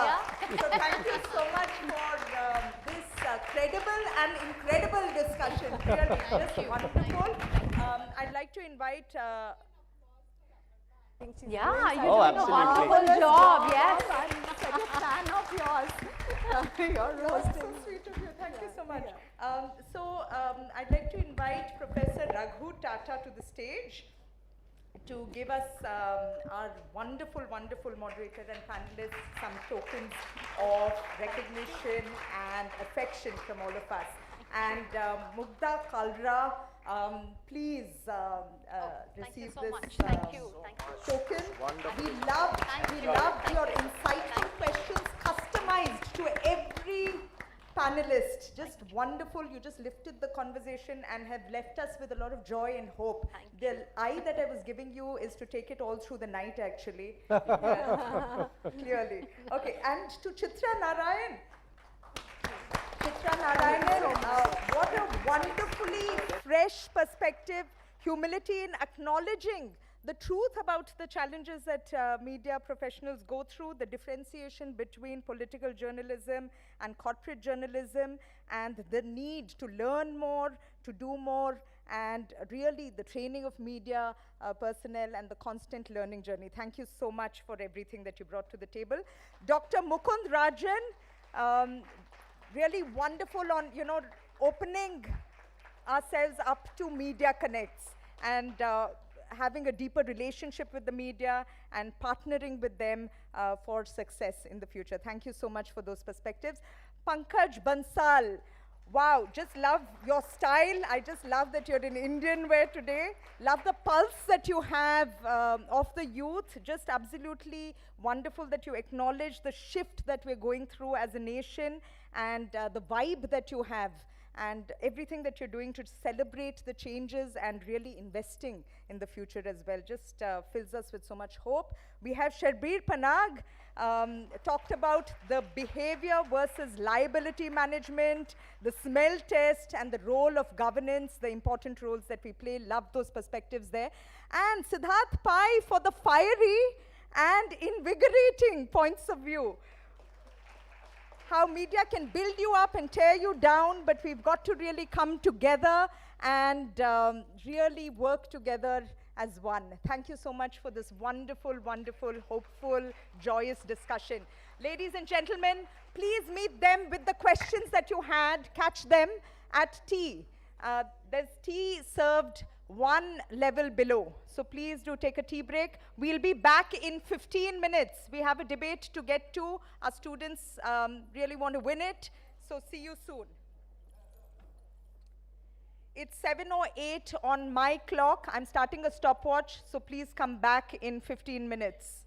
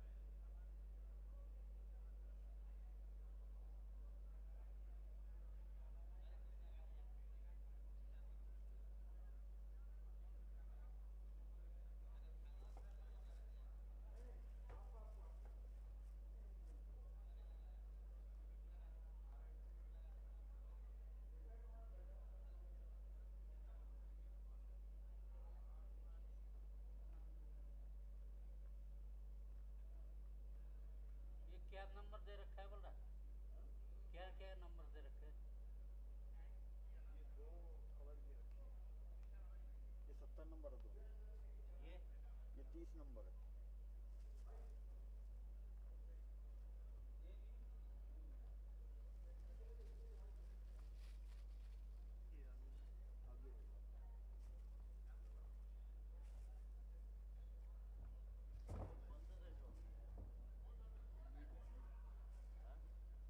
वो सीधा कर दो। ये आपने अब चल रहा है, किधर में हो रहा है? लीड हिला दे लीड। वो नंबर तक उसका नंबर तो चेंज नहीं हुआ।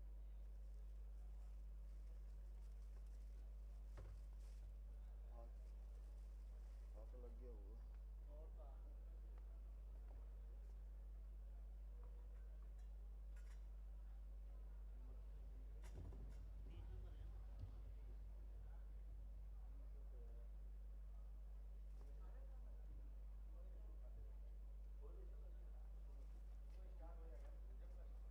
स्टार्ट अभी नहीं होगा, चाय में टाइम लगेगा।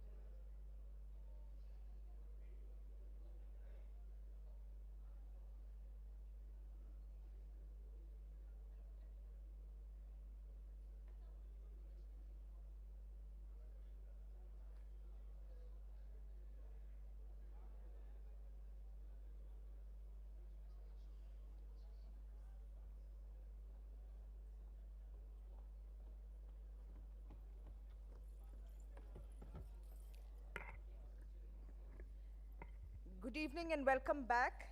I'd like to invite somebody to be my deeply credible whistleblower. Does anyone want to go around blowing this whistle outside so that more people would come in? Play that role, folks, come. Take this whistle and jaldi se fat se logon ko andar bhejo. See, this is how we should support whistleblowers. I have sanitized this fully for you. Go forth and bring us many. So welcome back. We're going to start the much-awaited debate finals and the grand finale of the third Father McGrath Memorial Program. Woo-hoo! Make some noise, so that the people outside go through some major FOMO and come rushing inside. Make some noise, and for people who don't know what FOMO means, fear of missing out, so make some noise. I'm going to ask Navneet to please come back on stage, and we should get started now. Anyone from the batch of 1987 who can tell us whether we need to stall for a while or should we get into flow? Anyone here from the batch of 1987? They're also enjoying cups of tea and coffee. I think they really deserve it. Yeah. So this is the only thing that's keeping us from the revelries of later today. Start.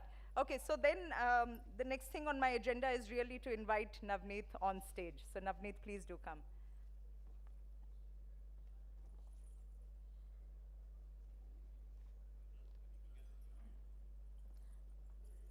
Shall I go get the jury? Jury members? Navneet, shall I go round them up? Yeah, I'll do that.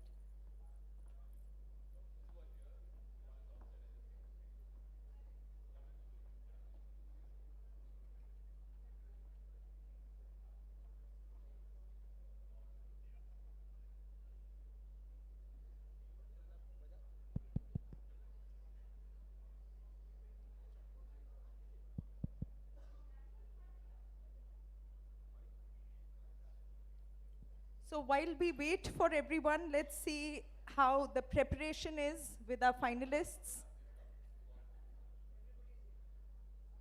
We're all set, in it to win it. Wow, I love that confidence, and I saw all that swag that you were emitting from the stage. Huh? Very cool, watch out. Those dimples are very dangerous. Yeah, so we are the defending champions and we are also here to win it. Great, so give it up for the defending champions, MDI. Ladies and gentlemen, a big, big, big round of applause for Vaishnavi and Ashwin. And we have from IIM Kashipur, Pranav Bothra and Shreyas Kumar Agarwal. Please give them a round of applause. Our own little whistleblowers earlier in the day today. And I'm so glad that we handled it all really well. Thank you very much for your inputs. So with that, let's get started. Over to Navneet.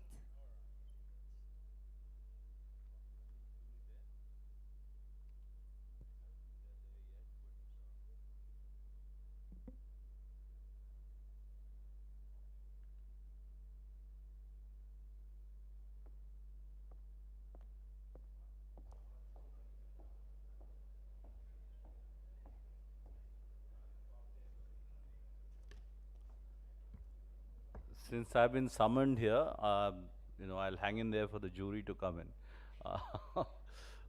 I wish I knew how to sing. I could have entertained you a little bit. I know. Suresh and I have had one-on-one sessions once in a while.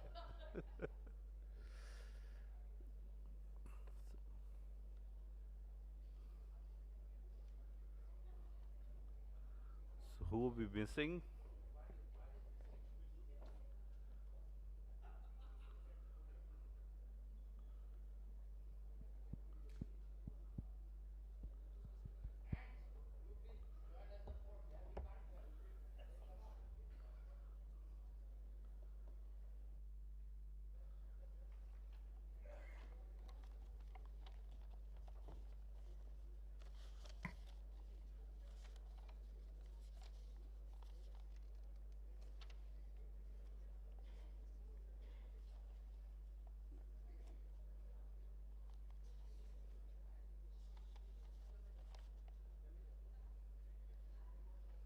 Ajay, do you have Murthy's number? Would you want to call Murthy? He's gone? So we just three of us? Fantastic.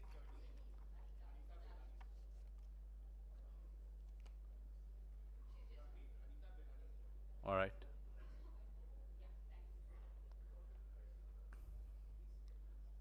Yeah. Thanks, Anita, for stepping in, and what a fantastic segue to this final segment. The seminar was just the apt session in between to bring in the next bunch of speakers, debaters, who I'm sure are well prepared. I saw them, uh, you know, all aggression, uh, doing all the right kind of, making all the right kind of noises. So I'm sure they'll come with some exciting stuff. So, do I have on stage IM Kashipur and MDI? Big round of applause for the finalists. Finalists of the Father McGrath Memorial Debate. Congratulations, guys. You've already won half the battle.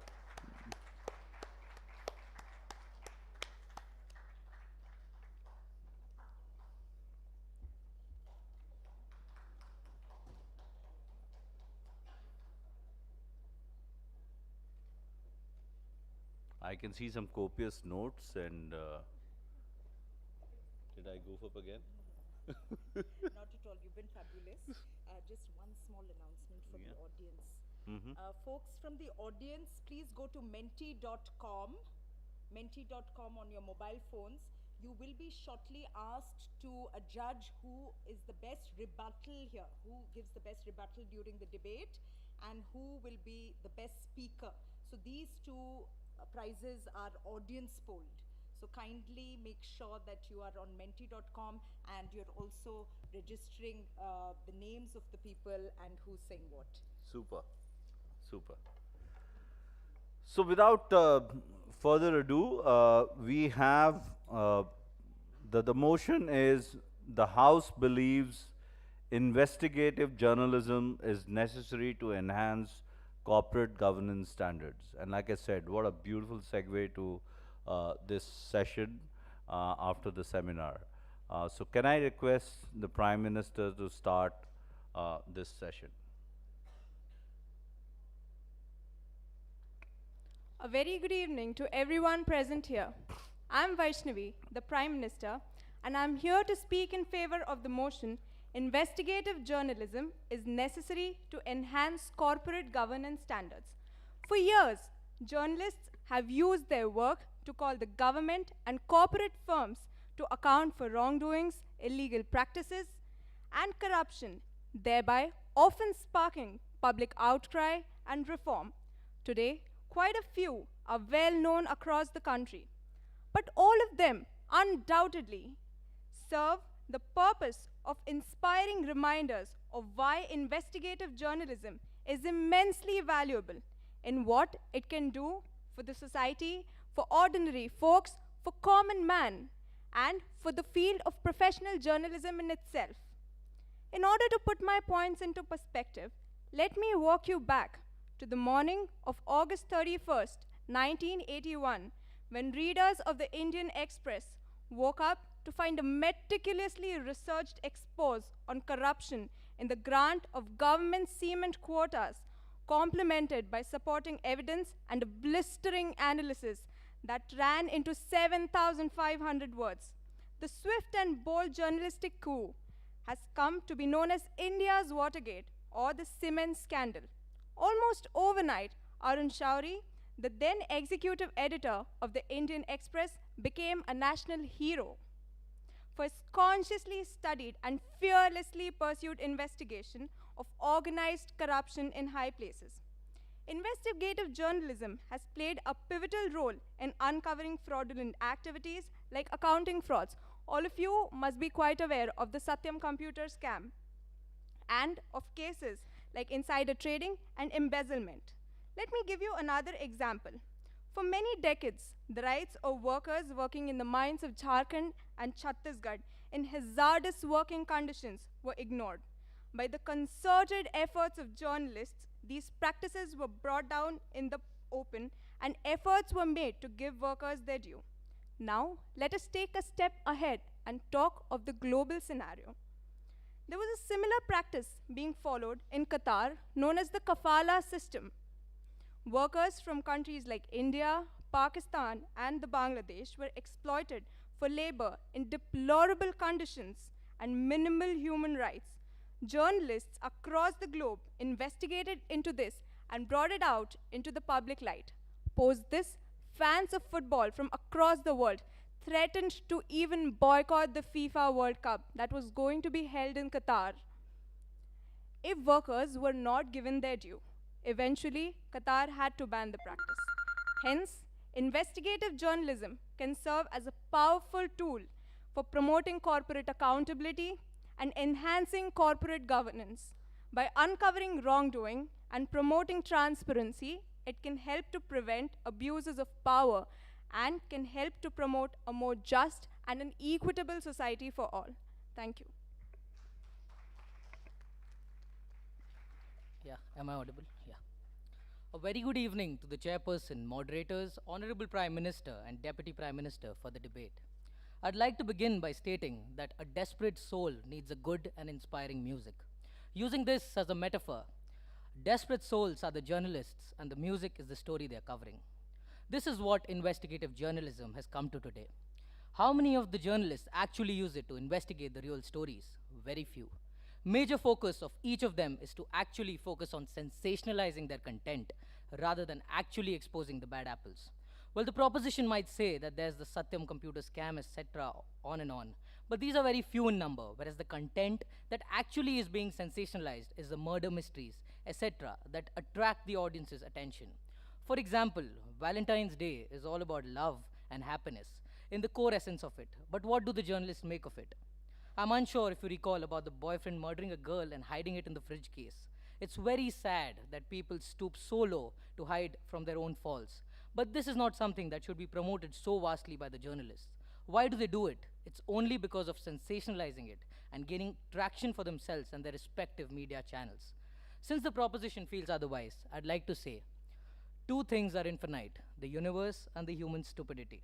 And I'm sure about the universe. Let's see this from a recent example. Hindenburg's post. The US short seller is among the dozens of prominent firms that are being investigated by the Department of Justice for potentially illegal trading tactics. The probe seeks to establish whether these short sellers used illegal trading tactics to drive down stock prices by sharing damaging research reports ahead of time. Hence, you see that there always exists a gray area when it comes to publishing the right thing, and there's always a doubt. I recall a recent incident that happened with me personally. While scrolling through the internet, I came across a quote by Mr. Abraham Lincoln stating that if it is on the internet, then it must be true. You can't question it. Ironically, Abraham Lincoln could not live to see the internet. The point I'm trying to make is that the media has often been criticized for misrepresentation, bias, and selective coverage of information. They may not publish damaging information with regards to companies with which they have direct business deals, such as advertising revenue, or may selectively cover information for being paid secretly. Is this right? Definitely not. How can such houses and their journalists be trusted when they are sold so quickly? I recall a saying again. It is not power that corrupts, but fear. Fear of losing power corrupts those who wield it, and fear of the scourge of power corrupts those who are subject to it. In a country like ours, we have media houses bought by the very leaders who go on and on about how democratic our country is. The very basic foundation is built with biasness. Then how do you expect the journalists to be fair in what they do? And how do we believe in what they write in the comments about corporate governance? Time to think. I would like to pass on the baton to the Deputy Prime Minister.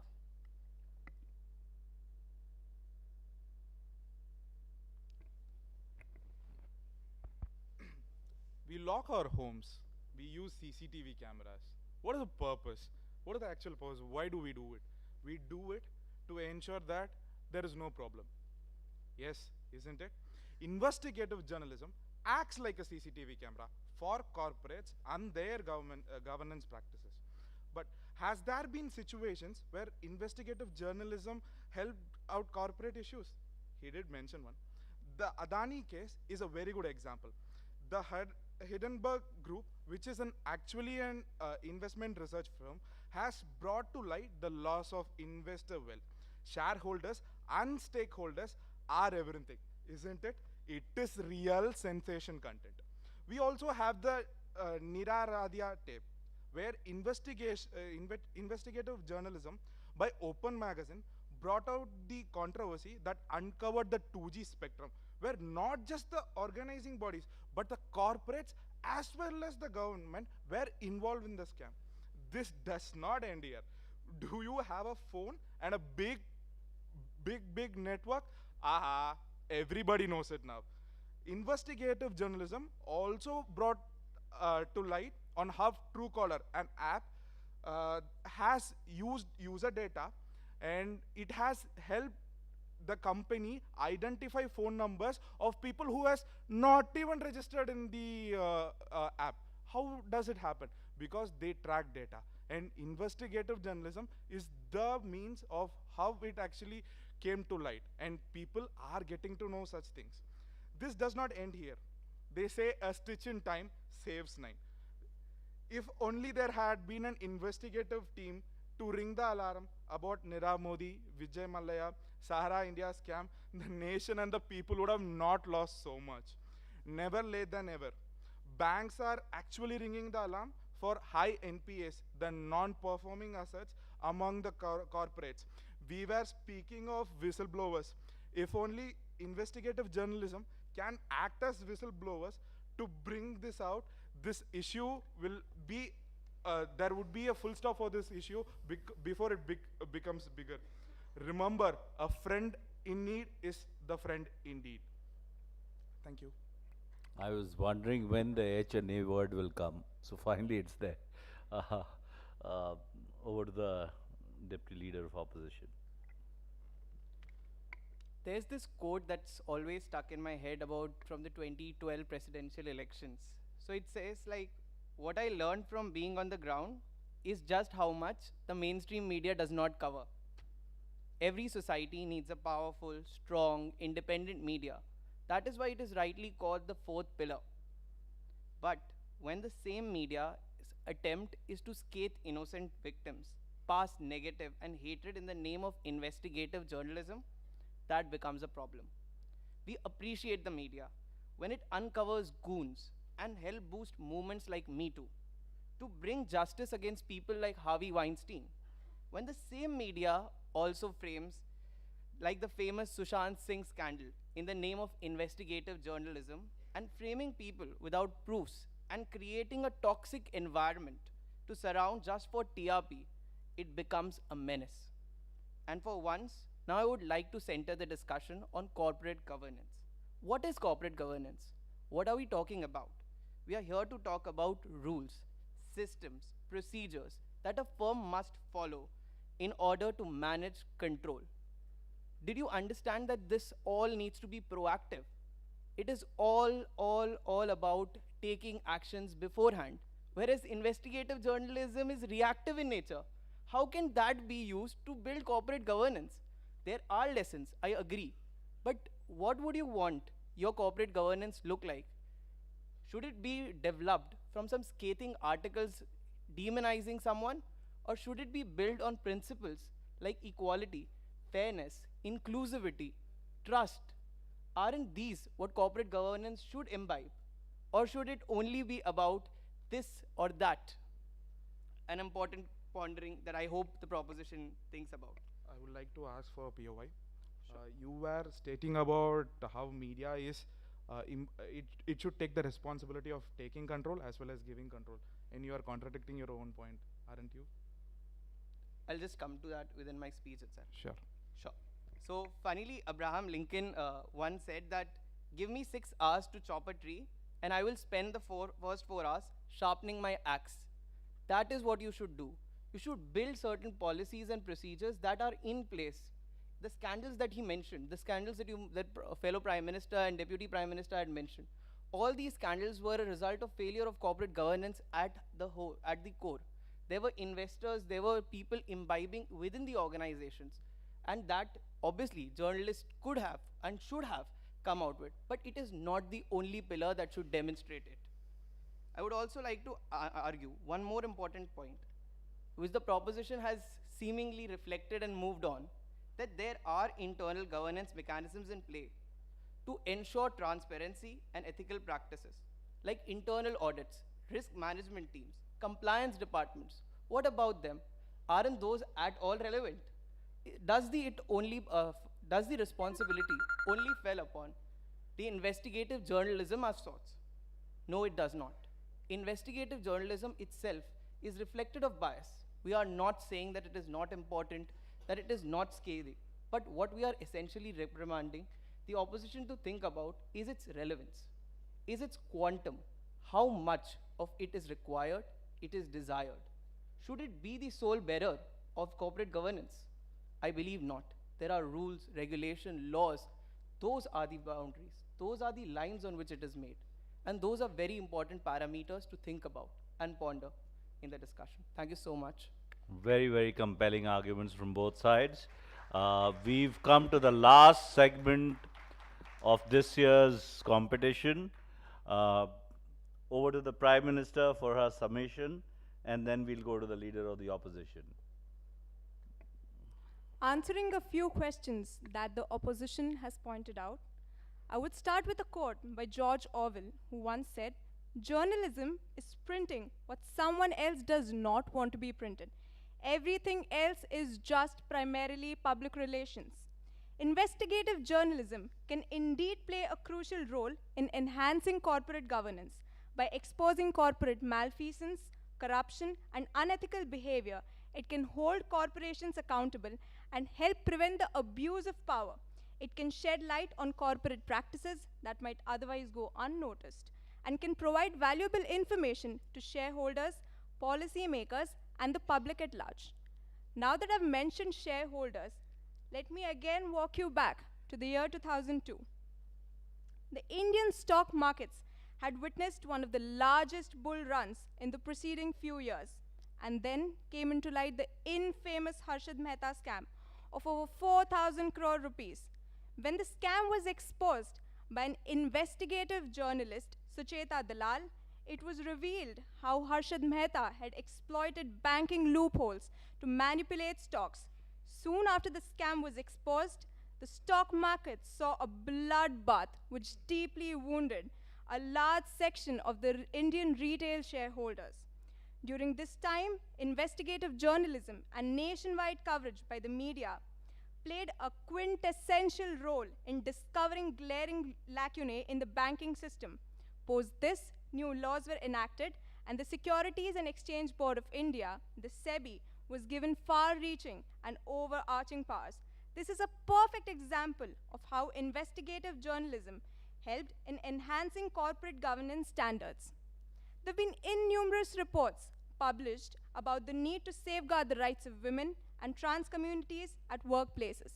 Over the past decades, journalists have worked relentlessly to uncover a plethora of scams like the ABG shipyard scam, the Nirav Modi PNB bank fraud, the scam at Karvi stockbroking, the Vijay Mallya scam, the 2G Spectrum scam, and the Commonwealth Games scam.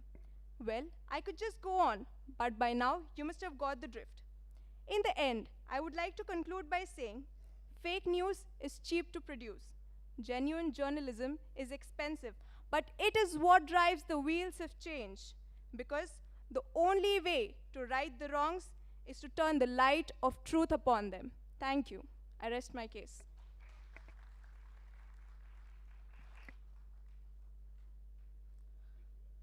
How easy it is for a false statement to take wings. How difficult it is to have it corrected once told incorrectly. How impossible it is to make people who have told the same story time after time to acknowledge that there could be any error in it. As the leader of the opposition, I would first like to summarize the basic points that form our stance. We do agree that investigative journalism plays a vital role in leading public to information. But that doesn't mean or emphasize that it is necessary for a document that is of utmost importance for a company. With the amount of biasness, doubts involved in this industry, why to believe these journalists who are majorly in the market for sensationalizing their content and being the next Sucheta Dalal who actually did a great job at her work? The real journalism mindset should follow this saying, rather than love, than money, than fame, give me truth.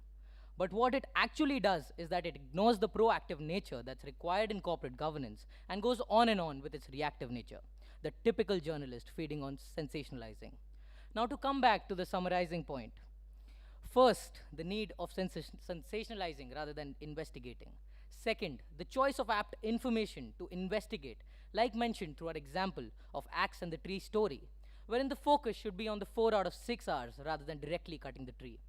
Similarly, the focus should be to choose what needs to be investigated and what benefits the whole bunch of stakeholders, that includes me, you, and the entire human verse. Third, focusing on the better and variety of ways that authenticate and remove the doubts regarding the biasness involved. Yes, you heard that right. Laws, regulations, internal audits, are these useless? Definitely not. In fact, they are governed by high authority bodies and are regulated on a time-to-time basis to ensure transparency. Basically, we mean to say that investigative journalism is not the bedrock. There are loads of authentic options available for us to enhance corporate governance standards. A lot has been spoken about our stance. Let's see this through an example. As stated by the Hussman School of Journalism and Media, investigative journalism and newspapers correspond with one another. Although investigative pieces can be found online, investigative journalism peaked within the same time frame as printed news. According to the New York Times, the period of peak circulation for all US newspapers was 1982, with 63.3 million readers.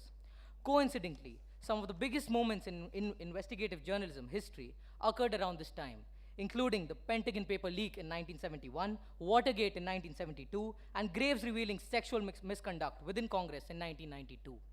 Today, investigative stories continue to develop with details of Capitol riots, COVID-19 pandemic response, and sexual assault cases against high-profile politicians. But the impact of these pieces is blunted because they appear in a more diffuse set of news outlets. It's all painting a rosy picture. To conclude on a lighter note, I do agree that wine gives a beautiful outlook of things, but it's whiskey that's the real deal. Strong, hits direct, and definitely the investigative journalism should also be like it. Thank you. I rest my case. What a fantastic note to close on. So once again, a huge round of applause, and not just to the participants, but even to the batch of 87 for having organized this. Super job, all of you. Thank you very much from all of us, alumni, and over to you, Aparna, while we come back with the results. We just step out.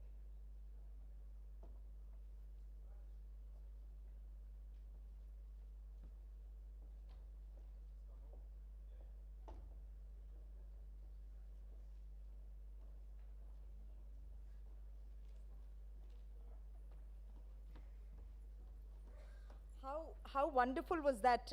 How many people are thirsty now, thanks to the interesting end there? Yeah, so you guys have to tell me, you know, you have cases not only from my dad and mom's time, but my grandparents' time also. So cool. Very investigative, very cool, I must say. And so the audience poll is now open. I know you all have been waiting for the Mentimeter code. So please go to menti.com. You can vote for the 8 speakers. Okay, so the best rebuttal and the best speaker stretches across and spans across all the 8 speakers. I'd love for all 8 speakers to show themselves, because sometimes name and face matching becomes a bit of an issue, so you can come up front. So we have Vaishnavi. This is Vaishnavi. Okay. The code for Mentimeter is 26508050. So just give me a thumbs up. I'll do the facial recognition and matching shortly. Give me a thumbs up if you've gone to the Mentimeter poll. 26508050. And if you don't have it, just say apps. Please give us the code again. So that's Vaishnavi. Vaishnavi, just stand and show them your face. The code is 26508050. The code gets stuck at your face, so I will start the other way around. Shreyas? Shreyas? Pranav? Ashwin? And then you have Ayush Acharya. Ayush? Rahul, Pitambar, that's Pitambar there, and Abhyankar. Abhyankar is here? Okay. So Abhyankar is anyone other than these 8 faces. So menti.com 26508050. The first question was on best rebuttal. Have you all put in your responses there? And Prerna, do you have a clear winner? Great. So let's go to the next one, which is the best speaker. It's the same code. It's the same menti.com link. And this is for the best speaker.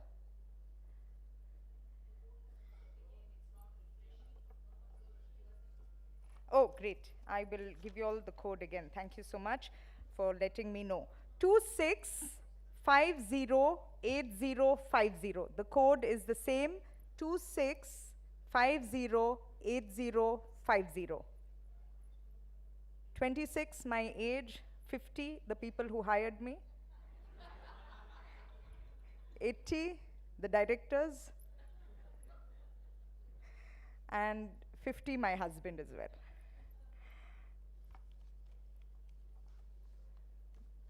Don't believe it. That's media misrepresenting the truth. Are we done? The code, okay. So just give me a thumbs up if you all have your responses. And while we wait for our jury to decide, I mean, this was nerve-wracking as well as very difficult to decide. Let me just look at the audience and ask you all a question. How many people here are teachers, professors, lecturers, coaches, or mentors? Just put up your hand. Teachers, coaches, lecturers, or mentors. Okay, there are a lot of you all who aren't putting up your hand, but I know your profession. So why be hiding today, folks? Okay, so some more stories from Father Maggie. This is a story from Annie Joseph from the class of 77. And because we're all public speakers here, she had to give a speech, and she froze up like most of us do. Like I did through some points of today. She was just absolutely, absolutely frozen for 10 seconds, and the next 5 seconds she just crumbled. And Father McGrath looked at her, smiled at her, and said, "That was a good job."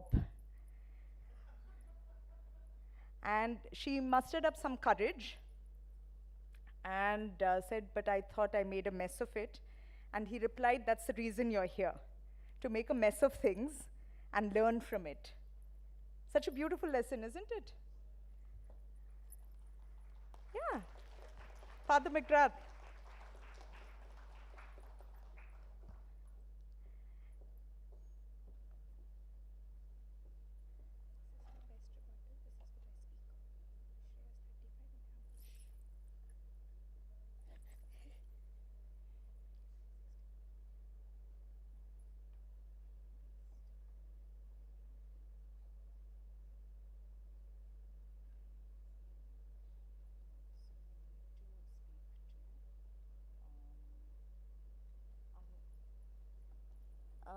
Are Anu here? Is Anu or Vasanti? Maybe we can reach out to Vasanti. There's scandal in the house.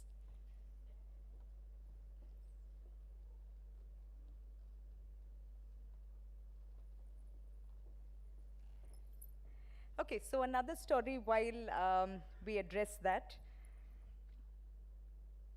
So Renu Mattu was a former faculty at XLRI, and she was going to be starting with the first class, the first time that she was coming to you students. So yes, professors also get a bit scared. Yeah. So she needed some fortification, and no, it wasn't whiskey or wine. She went to Father McGrath for blessings. So he said, "Blessings to hai hi, but remember one thing. The class faces just one head, while you face so many heads." It's a very deep and nuanced takeaway. Can somebody interpret that? Anyone wants to take a stab at interpreting what that means? teachers, professors, or students here? What does that mean? When you tell a teacher, the whole audience is facing you, or all your students are facing you, and they see one head, but you are seeing so many heads. What does that mean? Come on, there are prizes. I think we still have the prizes. Does anyone want to give it a stab? Is the mic there? Pitambar wants to give the response. Great.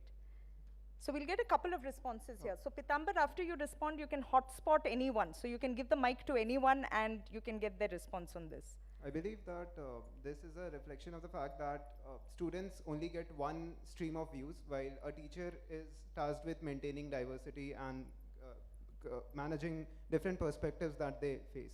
Wonderful, wonderful. Interesting input. Does anyone want to debate that perspective?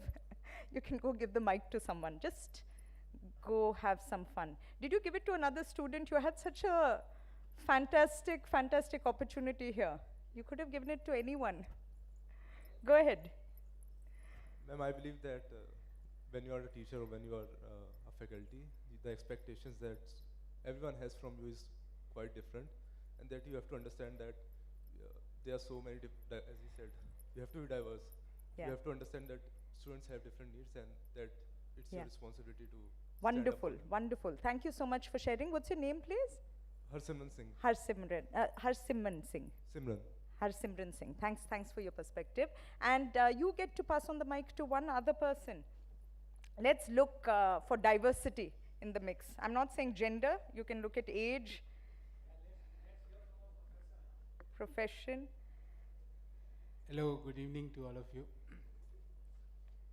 I will give my response to your question, but I asked similar question when I joined teaching in XLRI in 2003 to a very senior professor, and I asked the same thing, that I'm scared of taking classes, what to do? And he gave me a wonderful response that schedule all your classes just before lunch. Nobody will ask any question to you. And oh, so cool. Thank you. So I did that, and if some student asks a question, then the fellow student will tell कि अभी तेरे को सब ज्ञान याद आ रहा है, इतनी देर से पूछा नहीं कुछ भी. So that is what I got a lesson. But I personally feel that what was there in Father McGrath's mind is that your every action, the way you hold the mic, the way you speak. I had pronunciation issues with 2-3 words, and after 2 years of teaching, I realized that my entire class is also speaking like me.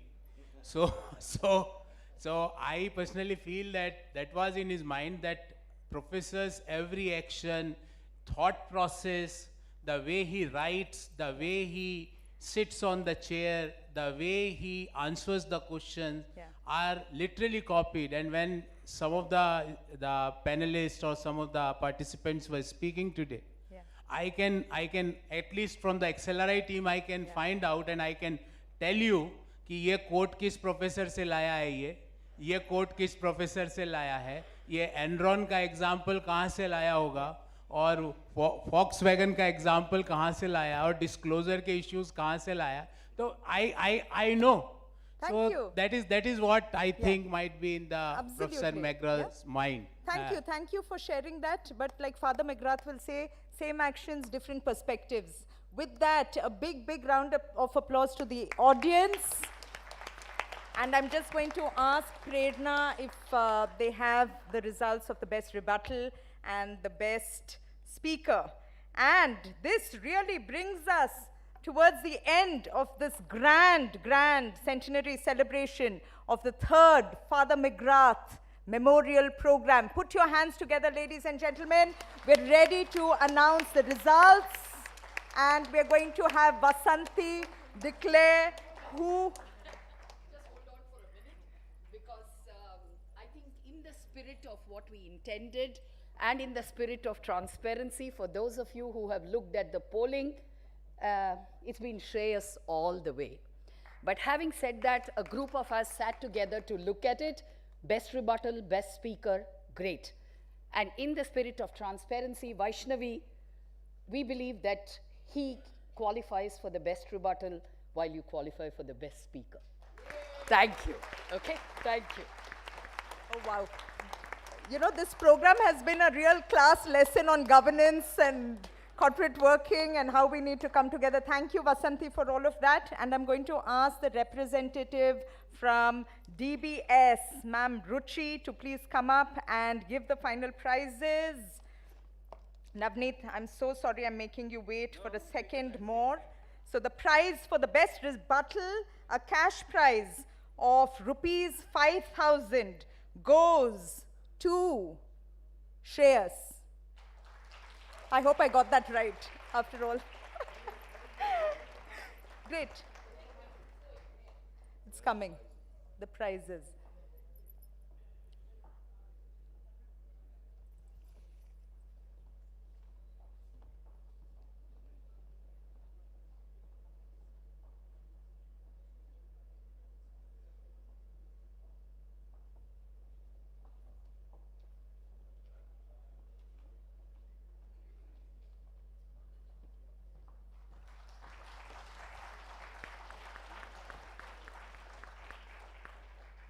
And the cash prize of rupees 5,000 for the best speaker goes to Vaishnavi.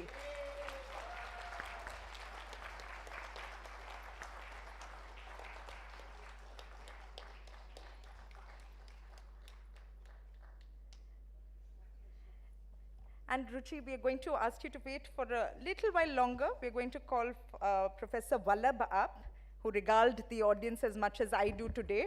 Professor Vallabh, we're going to give a token of recognition to all the participants. This is a special prize from ITC. So let's have everybody on stage. So Ayush Acharya and Rahul Joshi from IIM Ahmedabad. Please do come.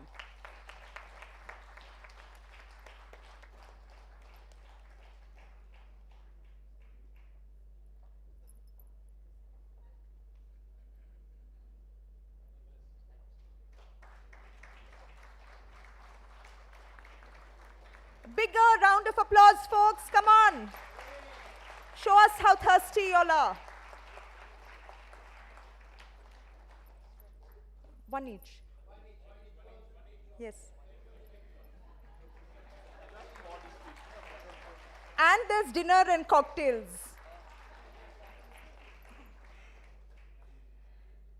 And from XLRI, we have Pitambar Kaushik and Abhyankar Joshi.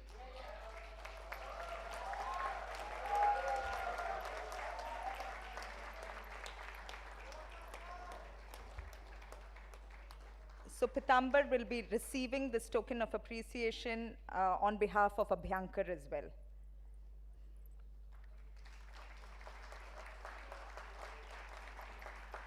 And keeping the suspense up, we're going to acknowledge both MDI and IIM Kashipur.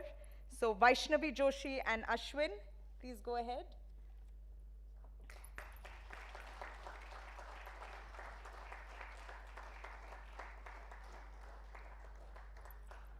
It's not the consolation prize, but it is a prize. It's a gift. Yeah.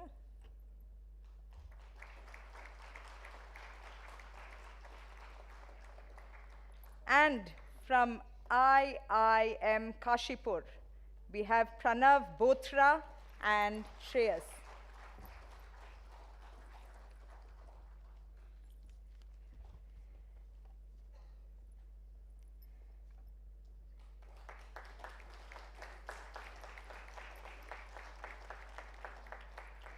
Is that like a slow burn?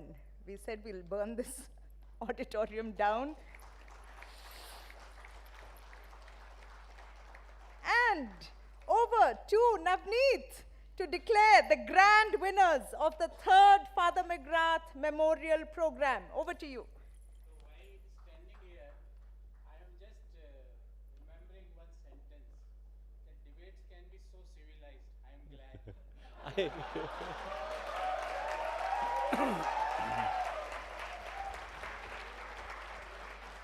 So Vaishnavi and Shreyas, before I announce the results, if you had the choice, would you have preferred speaking on the other side?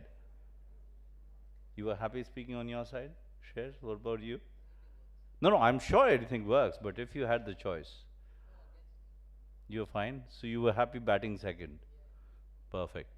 One sentence each from both of you now, in terms of what is it that you think should be done in the investigative journalism field to benefit not just the corporates, but even society? Just one quick sentence. We're sitting between the alcohol and, you know. I believe it's a very important concept and a topic for the society as a whole. So rather than only words being put on a newspaper or on a media channel or on any kind of investigation, writing material, there should be emotions involved in it. And if there are emotions involved in it, they'll definitely be able to portray a good picture out of it. Very well Thank you said, so much. very well said. You know, the reason I'm asking is, Pankaj in the seminar actually brought the voice of the youth.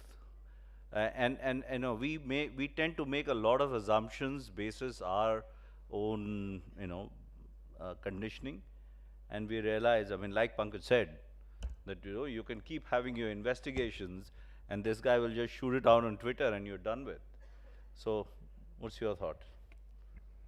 So I really like the point that was given by TM IIM Kashipur, wherein they said that investigative journalism needs to be proactive and not just reactive. So we need to take steps to ensure that journalists are following up on matters right from the beginning and not when they actually happen. I think this will help in creating mechanisms wherein frauds and scams can be detected way earlier.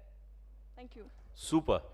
So congratulations all four of you. You are wonderful. And trust me, that's why it took us some time to decide. It wasn't easy. It wasn't easy at all, guys. So whoever didn't make it, please don't feel bad. You were almost there. It was just a matter of one team had to win, and therefore the team had to win. So the winner for Father McGrath Memorial Debate for the year 2023 is retaining the trophy, MDI Gurgaon.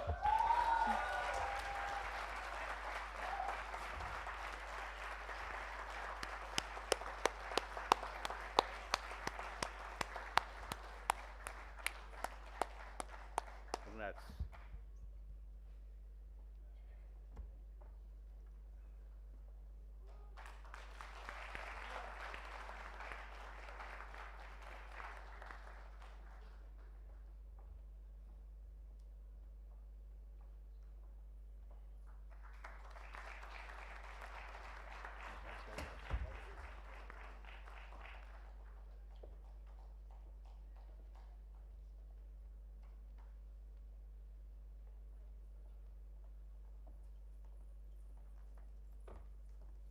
And the runners-up goes to IIM Kashipur. And here's a reason for you all to come back, right? Thank you very much. We have Pranav and Shreyas here. Please give them a big round of applause. So the runners-up, a cash prize of rupees 25,000 sponsored by DBS and company. And we have the winner's cash prize of 35,000 as well. So congratulations, everybody, and please hold on.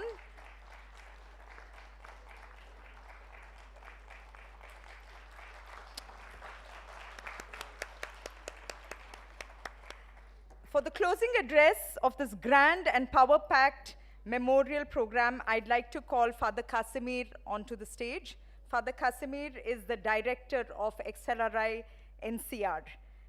He has been in higher education for the last 25 years, teaching communicative competence in English to engineers, technologists at Loyola Academy, degree, PG College in Hyderabad. His experience is rich in terms of the coordinator of the Loyola higher education institutions in Telangana and Andhra Pradesh. Please welcome him.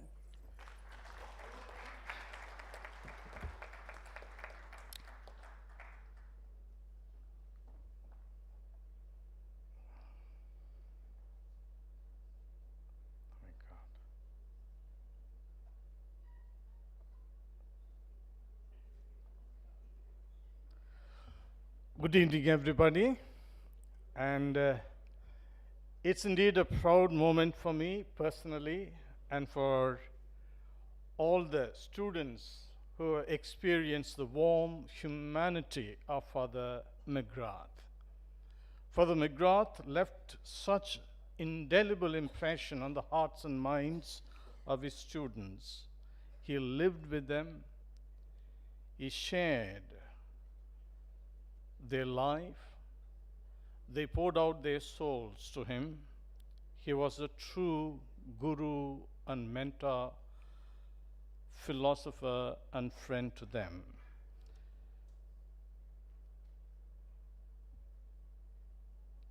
If I could summarize the events of this evening, I would say, first of all, Father McGrath sought to raise the consciousness of the people, of his students. You cannot raise a consciousness unless you have a sincere, deep conversation with their students, with their community members. And that's how you bring about a healthy culture. And that culture paves the way for a healthy community. And when you have a healthy community, you bring about true interconnectedness.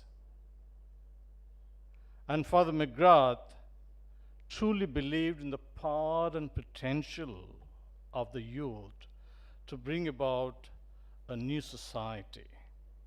And he invested totally, completely in the students who interacted with him. As Aldous Huxley put it, light comes from the east. Though an American, he lived and breathed his last year, he believed that light could come from each and every one of you. And this country, which he made his own motherland, could be a beacon to the rest of the world.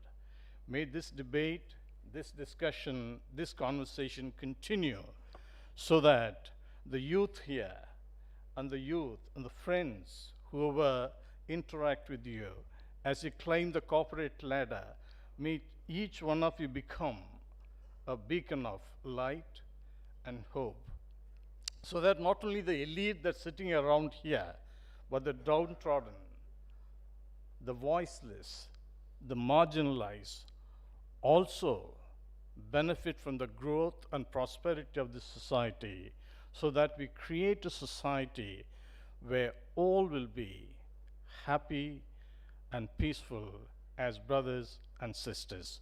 May God bless each and every one of you, and thank you.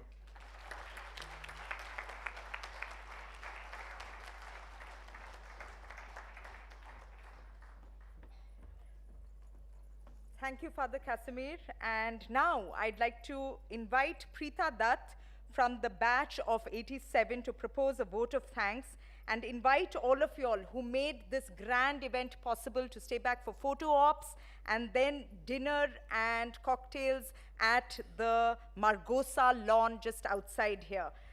For the students who are headed back to XLRI, we've got you all a food treat. Please do make sure that you collect your packages, and we'll see you at the Institute sometime soon. Thank you very much, and over to you, Preetha Dutt. Thank you, ladies and gentlemen. This brings us to the end of the third Father McGrath Memorial Program. A big round of applause to all of us. Nothing would have been possible without thanking first Father McGrath, colossus of a person, the person who taught us, sustainability, ethics, governance, inclusivity, diversity before these became words and fashionable words and words that you can throw about. So a big, big thank you to Father McGrath.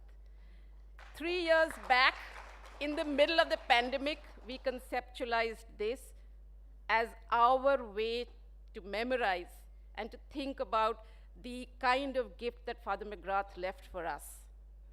Thanks so much to the Institute, XLRI, and Father Arup Center for Ecology and Sustainability for partnering with us on this. To all the professors and directors, especially Father George, Father Kashmir Raj, thank you very much.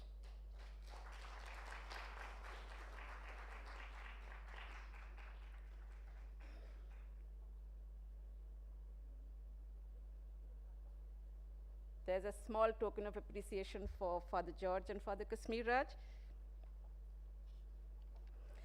And let me just thank, the sponsors for this event, the silver sponsors, DBS, our other sponsors, Wipro, HPCL, L&T, and JK. Take a big round of applause to all of them.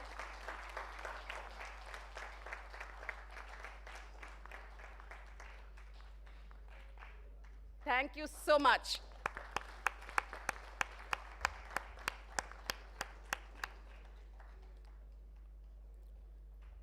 And this will continue. This is a bond and a program that is going to go from strength to strength. This is the first phase of our program. This was a 3-year. This finishes this year. We'll come back stronger and better from next year onwards. Okay, for making today's event so memorable, thanks to our jury, Mr. Amitav Mukherjee, Dr. C. Jayakumar, Mr. Murthy Chaganti, Mr. S. Ramesh, and our own Anita Bilani. Come. Yes, Anita, come.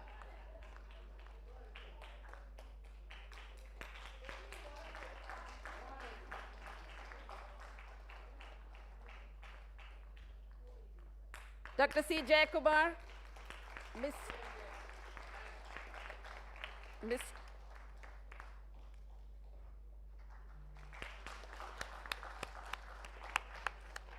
Anita Bilani.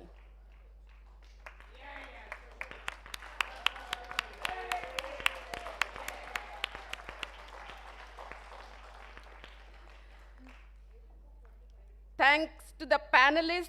What a power-packed panel discussion. Chitra Narayanan, Sherbir Panag, Pankaj Bansal, Mukund Rajan, Siddharth Pai, and our wonderful anchor Mugdha Kalra. A very, very big thanks to all of them and to CNBC for covering this event. We are live on Facebook. We will also keep you informed of the telecast details. To Aparna Punappa, our MC, a big, big round of applause. A lot of people were asking, we didn't see her in the batch of 87, but she's now part of us. Navneet Samayara, debate chairperson, you were outstanding, even though you goofed up a little bit.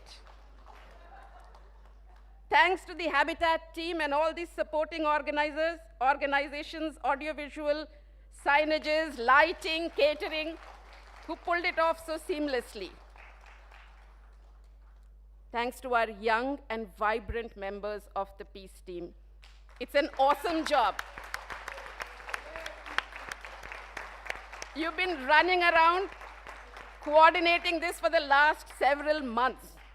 And for all of you who were playing different roles, timekeeper, Mentimeter, all of it, thank you so much. Thanks to the alumni coordinators, especially Delhi. Special thanks to Suresh Ramasubramaniam for pulling all of us together. Thank you, Suresh. To the Wiki SBC team who was putting up a report for this. Thanks to all the participating institutes and all the winners, and our audience both here and who are watching us live. And finally, thank you all, batchmates of XLRI 1987. You have volunteered, contributed, supported, motivated, inspired us to do this together. May our tribe increase. To Kavita Khemka from our batch, a big round of applause.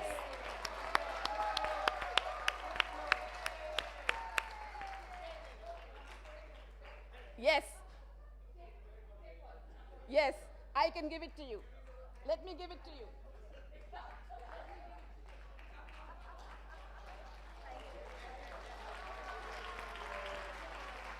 And that's it. May nothing stand between whiskey, dinner, and us. Thank you. Good night. Thank you. Yeah, thank you to myself.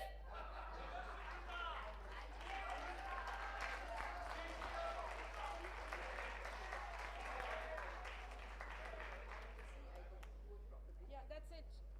So you can please leave. You can move for dinner. Yes.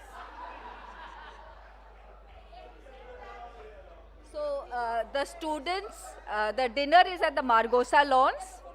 Oh, and the Excel batch of 87, please come on stage. We'll take a photo. Dinner is at the Margosa Lawns, and for the students who have to go back to Jhajjar, there are food packets, dinner packets. Yeah, thanks. You people, please join us for dinner. Okay, Margosa Lawns, please.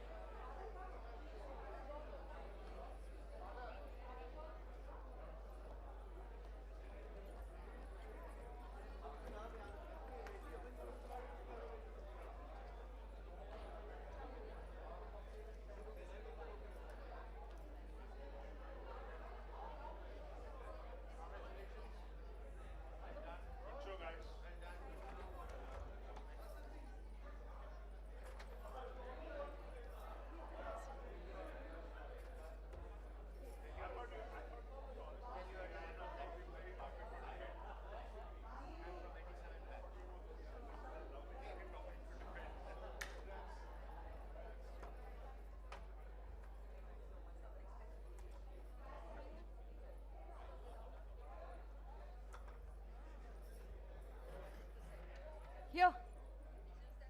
For good luck. This is a coin toss, no? All the very best.